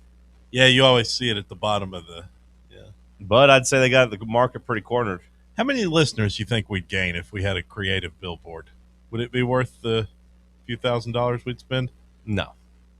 It's not a few thousand. Again, it'd be like 12,000. 12,000? I thought it was like 4,000. It can't be that expensive of a business to run if you are Lamar, right? What is the upkeep on a billboard? Or pretty cheap. Wouldn't be any, I wouldn't think. I'd say you're making pretty good money if you're in the billboard business. But what's the... again, I think you have to sign, especially if like prime real estate, like on the interstate or somewhere. Typically, I want to say you got to sign at least a 3-month contract.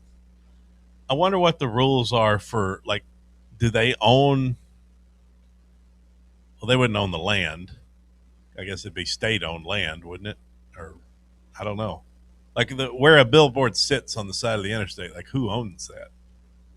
or do they contract it out with like the landowners? I don't know, man. I don't know how you get into that business. No one wants to see you on a billboard. If I was driving down the road, No one wants to see you on one either. That's why I don't sit here and say we should be on one. I understand we're That's not the point. attractive people. We're ugly. That's the point. No. Do you remember the first time people saw John Boy and Billy? Do you remember the first time you saw what they looked like? No. That's the last time I listened to them. People see us every day on the camera. Well, now they do. John Boy and Billy weren't on the camera. I know, but the first time I saw them on a billboard, I was like, I don't want to listen to those guys anymore. You don't think our big fat Once I saw faces- what Billy looked like, I was like, that little weasel, he's a little smart ass on the radio. I don't want to hear from him. What if people saw us and thought we're kind of cute? What if they said, these guys, they're chubby, but they're kind of cute? I mean, we're both just chubby, but maybe if we both had a pleasant smile, maybe I don't know. Or you could just put Sam on there instead. Just put Sam. No offense to Sam, he's not good enough looking for that. No, but he's got a good jawline. Yeah, Sam's a handsome boy, but Sam's not like billboard model type of hot. Well, no. Then you see Bubba's crazy eyes. Hey, nobody gonna listen to us. Probably drive listeners We gotta put away. Russell and Bob up there. We gotta put everybody up there. That's why we don't have one. Because I'm not going in the back row. I gotta be front and center. What if we just put hot chicks on it? Could be a good idea. Do that. And then just put the time that we're on. And then people tune in expecting the hot chicks, and it'd just be us. Got them. The old bait and switch. Great topic, Bubba. So as a kid, I was obsessed with this show, but I was always confused by Girls Gone Wild? No. Dog the Bounty Hunter. So bounty hunters, overrated or underrated? I'm very fascinated by bounty hunters. I was going to wait to see if Sam was going to put the drums underneath me as I went too fast. I've always been very fascinated by bounty hunters. Do they get to break the law to bring their guys in? Or are they actual, back in the old days, bounty hunters would be about as cool as it gets. We talked about Django earlier, but like Django Unchained, the guy was a bounty hunter. He's out there trying to catch people. That would have been really cool back in the day. You just see a wanted person, wanted, dead or alive, $1,000 reward. Hell, I ain't got nothing else going on. I might as well go try to hunt this person down. That'd be pretty cool. In today's day and age, do you get to break the law? Do you get to act as if you're a cop? I don't really know. Did Dog the Bounty Hunter get to arrest people? I never really watched that show. Like, would he go and put people in handcuffs? Oh yeah. So does he have the legalities? I don't think he's like a cop Citizen's necessarily, arrest but I'm pretty sure you get kind of like immunity. I think you're almost like an independent contractor from the people because either all people that are like skipping bail, right? Right, I know, but are you allowed to bust in somebody's house to get them, or do you have to? I All think right, you can come out with me. Come on, sir. Because that seems kind of crazy that bounty hunters would have just that type of. I mean, every episode power. that I remember, he was busting down someone's door. Yeah, but also got to keep in mind that was TV. You have to be bound by some legal because doesn't the bounty hunter doesn't work for the police department, right? No. He works for the bail. Yeah, the bail he works bonds. for the bondsman. Yeah, so I imagine there's got to be some. I don't think you can just beat up on everybody, maybe, but I don't know. It's kind of like a bouncer, they take a lot of liberties. They take a lot of privilege, like a bouncer at a club or a bar, getting physical with somebody. Feels to me like that should be assault, but they seem to have a lot of leeway.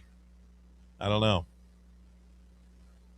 I watched a movie about a bounty hunter recently. What was that? Midnight Run that I watched with De Niro. Didn't I tell you I watched Midnight Run? Yeah. I'm trying to look up bounty hunter laws. Probably it's a good way to get shot, probably. Kind of a fun job. Also a good way to have a power trip, I guess. Be kind of a fun job. I think it'd be fun back in the day. I got too much stuff going on these days to do. There's TV to watch and books to read and podcasts to listen to. I did a little bounty hunting on Red Dead 2. Had to go pick up some guys. But if the McCoy brothers are out on the run and they're offering $5,000 for the whole gang, dead or alive, I'm rounding up the boys. We're gonna go try to get us some bodies, Bubba. We're gonna go shoot somebody, bring them back dead. That'd be kind of cool. That'd be cool if it was the Old West. I always found Dog the Bounty Hunter to be pretty annoying, though. Without ever really watching the show, just his whole get up, everything about him, I just found to be pretty annoying. Did you like him? I watched him somewhat recently, and I did not like him. But as a kid, I loved it. Yeah. Okay. Maybe I should give it a try. Just the way he looked. I didn't like the way he looked. No, because they had an episode where he was like at this school's career day, and he's like, "I'm pretty much a cop," and he's standing right next to a cop, and it's like, I just can't use guns or anything like that. How much money was he making? Like, how much money is a bounty hunter making? I mean, it depends on the amount. I think their largest one was like $1 million. Because they're basically getting hired by bail bondsman, right? Is that how it works? The bail bondsman pays the bounty hunter to try to go get him back since they've bailed you out. Maybe you do both. Maybe if you're a bounty hunter, you also give the bonds out, so you're trying to get your own money back. Clint sent me Cartman as the hall monitor. Looking like Dog the Bounty Hunter. What else you got, Bubba? Archaeologists. Never any sports in overrated and underrated anymore.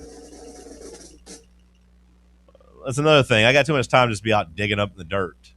I don't care. I'm not fascinated by history in that regard. Oh, there's a dinosaur tooth from 300 million years ago. Who cares? How do you know? How do you know what it is? No thanks. You ain't going to find me out digging in dirt, Bubba. Even when I go to the beach, I ain't getting in the sandbox. No thanks. As a kid, never got in the sandbox. You never had any curiosity about fossils? No. Because I was like, how am I supposed to know how old this thing is? Carbon dating? Yeah, but I don't know how to do that. No, but people do. So they tell you. Hell, they don't know. It's science. Sure, that's what they tell you. You can't run the numbers and see it, so you just have to take somebody else's word for it. Oh, you think they're lying to you? They could. You think Big Rock is I think a lot pushing a narrative? They're just guessing. They don't know. Oh. They don't know. You saying everything's a lie? I'd say the older I get, yeah. Like all that stuff about the universe, you think it's... How do they know? They weren't there. Does seem hard to measure, huh? Like there's plenty of stuff that like we've started with and then we kind of fixed. We improved. Well, that's kind of why religion exists. Just to chalk it up to, we don't know. God did it. Or it makes it easier to understand. Or to control poor people, one or the other. Like it's just one of the two. Whoa. Hell, somebody's got to have something to believe in too. Yeah. But have something to believe if in. you believe in religion, it makes it a simpler, you know what I mean? You don't have so many questions you can't answer. If you want it to be, hell, somebody's got to have something they care about. I believe in the Vols and the Hawks and the Titans. You believe in the Vols right now? Yeah. Nate Ament's getting ready to put together some magical run here. Certainly. We're about to go. We might go to our first ever Final Four. I believe in the Flying Spaghetti Monster more than I believe in the Vols. Are you prepared for that? Are you prepared to go to your first ever Final Four? Yeah, sure, man. Sure. You're going to be in California. You're going to miss it. Yeah, I think I'll take my chances. Sam, are you prepared for the program's first ever Final Four? Down the line for sure. Because hell, I gotta get figured. I don't even know where it's at. Where's it at this year? Indianapolis. Hopefully California. Is it Indianapolis? It's always an Indian. It's a pretty good guess. It's either the Elite Eight or the Final Four is going to be in Indianapolis. Final Four is overrated. There's a topic for you, Bubba. The Final Four, overrated. I ain't never been. Playing basketball in a damn football stadium. Well, that's overrated. Who really wants to go be a part of that? Really winning a Sweet 16 game is really all you need to do. That's when the tournament's at its peak. Yeah, we've been to the very top when you consider like basketball in an arena. You kind of lose interest when we get to the Final Four. No one really cares about that. Yeah, by then everybody's saying whatever. Final Four is overrated. I'd like to find out. It might be this year. Indianapolis. I had a good time in Indianapolis. I might go back. We are not going to the Final Four. But what if Nate Ament scores 28 points a game? He's not. And Gillespie hits 40% of his threes. We'll be lucky to get out of the first round. And lucky you'll be happy with to that. get out of the first round. You'll be happy with that. You're such a coward. I don't even know why I'm listening to any of your basketball takes. You finished in dead last in the bracket pool. You don't know how March Madness works. That's fine, but you don't have enjoy a clue how the March game Madness Friday because works. it might be the last one. It might be, or it might be the first of a magical run. Yeah. You think when big fat boy DJ Burns carried his team to the Final Four, they thought I would be lucky to win one game? Yeah, I bet they did. I don't think they played Iowa State and Michigan either. They played Duke. They did beat Duke. But wasn't that Shire's first year? They beat Duke. Wasn't that Shire's first year? Who's Iowa State's and coach? They were familiar with him in conference play. Who's Iowa State's coach? They were familiar with him in this conference guy don't know play. Iowa State's coach. It's not like he's some big proven guy. I know Iowa State's TJ coach. Otzelberger. That's right, TJ Otzelberger. TJ I bet you do know that one since it's got burgers in the name. Am I right? Got him. Boom. That's not right. Got him. That's not right. You shouldn't do that. I'm just saying, I think we're a little too down on the boys. That's it. Did you know the first time we ever went to the Elite Eight, we were a 6 seed? We were one shot away. That's the closest we've ever been to a Final Four. Yeah, one shining moment. That was the closest we've ever been to a Final Four. Sure was. I mean, unless you consider like when we were up like 12 against Purdue in the first half that one time. But we should have been there 2 years ago. We got a bad draw because we had to go up against Foul Ming. That damn circus freak. We had that was our Final Four team. We just didn't get to see it. I mean, anywhere else in that bracket, well, except UConn's region, any of those other two regions, though, that's a Final Four team all day long. It's just unfortunate, tough draw. All right. Well, last call on the other side. Big Orange Country's home for sports. This is Fan Run Radio. What's up, Fan Run Nation? This is Evan Rogers with ECR Total Landscapes. We're excited to continue our free stump grinding promotion with Fan Run Radio this year through March 31st. If you've got problem trees in your yard, give us a call and we'll come out and cut them down and grind the stumps for free when you mention you heard us right here on Fan Run Radio. Take it from Russ. We'll treat you right at ECR Total Landscapes. That's right, Evan. I had the ECR team out to Stately Smith Manor last year, and they took down a bunch of trees for me and grinded the stumps for free. Now I don't have to worry about those trees falling on my house, and my yard looks much better. Do what I did. Call ECR Total Landscapes. Thanks, Russ. Call us today and we'll come out and give you a free estimate. Our number is 865-384-2012. And our website is ecrtotallandscapes.com. Barley's on weekends, general team trivia on Wednesday nights at 8 p.m., and now live sports trivia courtesy of the Knoxville Trivia Guys every Thursday night upstairs. The game starts at 7 p.m. and is free to play for everyone, so head on down to the Old City and show off your sports knowledge and win gift cards to Barley's. Use those gift cards to buy some delicious food and drinks, and you can take it all in with their wide selection of TVs and indoor projectors. Barley's Tap Room and Pizzeria. Hey Knoxville! Surfside iced tea and vodka made with real brewed tea is only 100 calories, 2 grams of sugar with no bubbles and no troubles. That's right, zero carbonation, so it's easy to sip and enjoy. Headed to a game day or party at a friend's house? Bring an iced tea or lemonade variety pack from Surfside or try their green tea and new raspberry tea vodka. Find the can with the sunset stripes this season. Surfside iced tea and vodka. Sold at bars, restaurants, and stores near you. Surfside iced tea and vodka. Sunshine in a can. Must be 21 or older. Enjoy responsibly. Are you ready for the start of a new season? Maybe looking for your team to go on a tournament run? Get game day ready with Crumble. Head on over to your nearest location and pick up 12 pre-selected cookies plus exclusive toppers. When you're looking for dessert options, there's no question about who you should call on. Our listeners already know. Last year, the Dubai chocolate was a home run, along with the brownie batter. Oreo crumb was another crowd favorite. What new flavor will set the standard this season? If you're in the Knoxville area, there are 3 locations ready to serve you: Clinton Highway, Parkside Drive, and Maryville. Download the Crumble app to build your best lineup and vote on the best combos. You can even put your bid in to request a new flavor. Order in the app and slide on over to your nearest location. Tell them Fan Run sent you, and as always, it's for the fans, by the fans. Don't miss the cookies.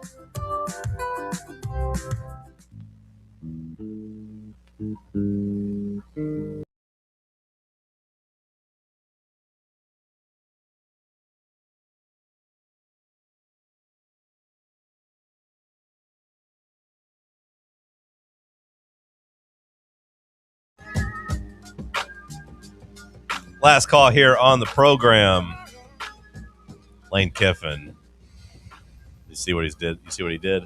What now? You see who he hired now? No, what's he done? As he continues to troll us.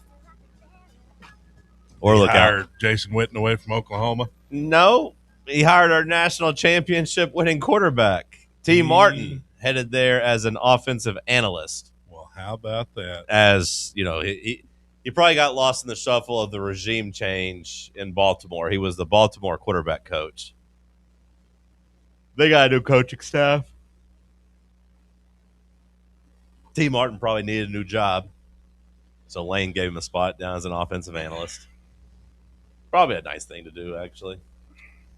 I'm not mad about it. Any thoughts on the baseball game yesterday? I mean, just an absolute beatdown like it was supposed to be. Not like a 20-2 beatdown, but you jumped out, you scored a bunch of runs early, you took care of business. I think it's interesting because it's like, or at least I had concerns a couple weeks ago whenever we first saw Tyler Tracy, and they brought him in as this, also Blaine Brown kind of, dual hitter and pitcher role, and now they're kind of Two-way keeping player. him strictly to just pitching the past 2 outings. Yeah.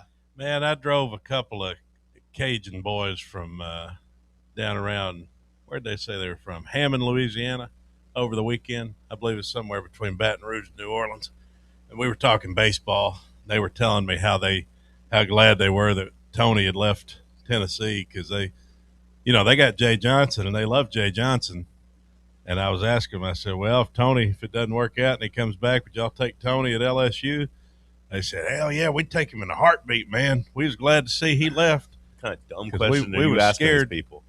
Well, we're just making small talk. Of course they're going to take Tony Vitello. He said, we're just glad he's gone, boy. Sorry for you, brother, but, man, he was a thorn in our side. Hell, Vanderbilt might be begging for him soon. They lost again yesterday, midweek game. Got embarrassed by Indiana. But good for them. I guess they won their weekend series against LSU. Bubba, what did we miss today? We have some sad news. I don't want to be sad. John Daly moving his meet and greet for the Masters away from Hooters. That's not the saddest news you could have told me about John Daly. But he's moving it to Topgolf. I thought you were going to tell me John Daly died. No, but but tell me he's in money trouble. Now that'll be a sad day. John Daly, supporter of Inward Half. That's our boy. Hell yeah. He's turned his back on Hooters too, which I gotta say, last time I've been to Hooters, the last time I went, I think will be my last time. I don't think I'll go back after that. Interesting how you've done a 180 on John Daly now that he's working with Inward Half.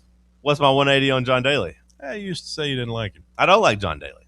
Oh, well, okay, never mind. I haven't done a 180. I'm still here where I am. Staying consistent. Yeah.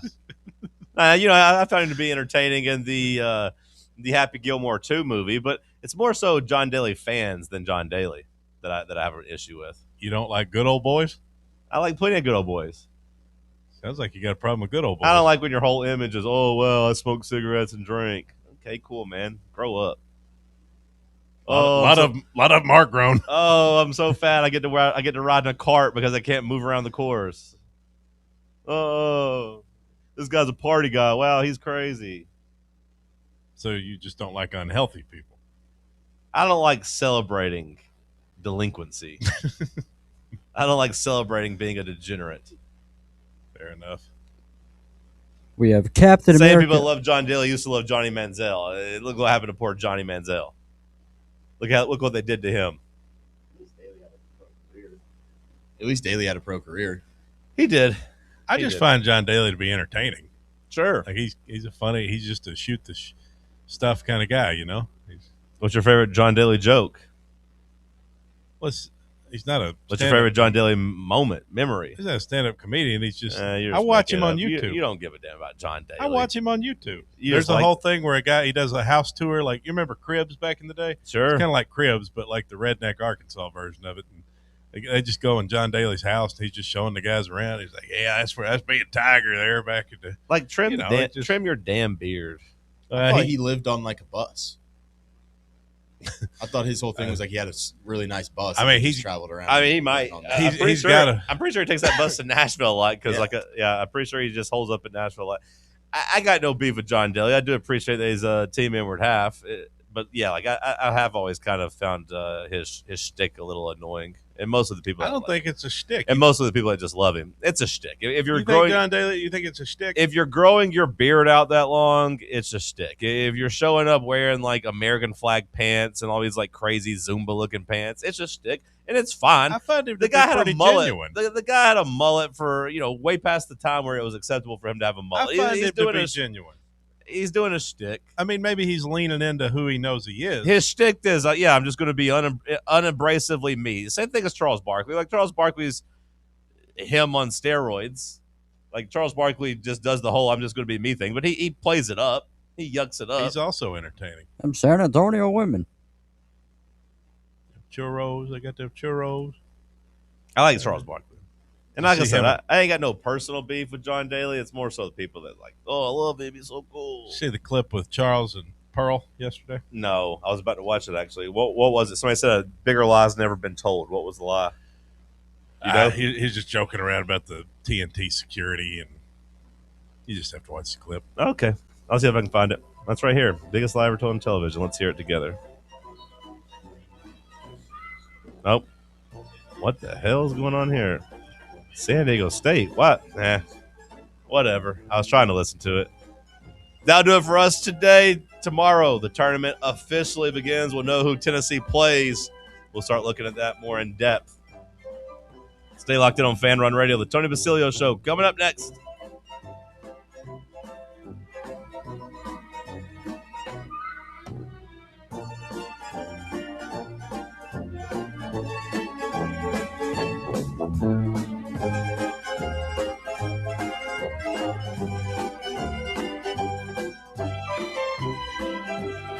Take Fan Run Radio with you on the all-new Fan Run app. Just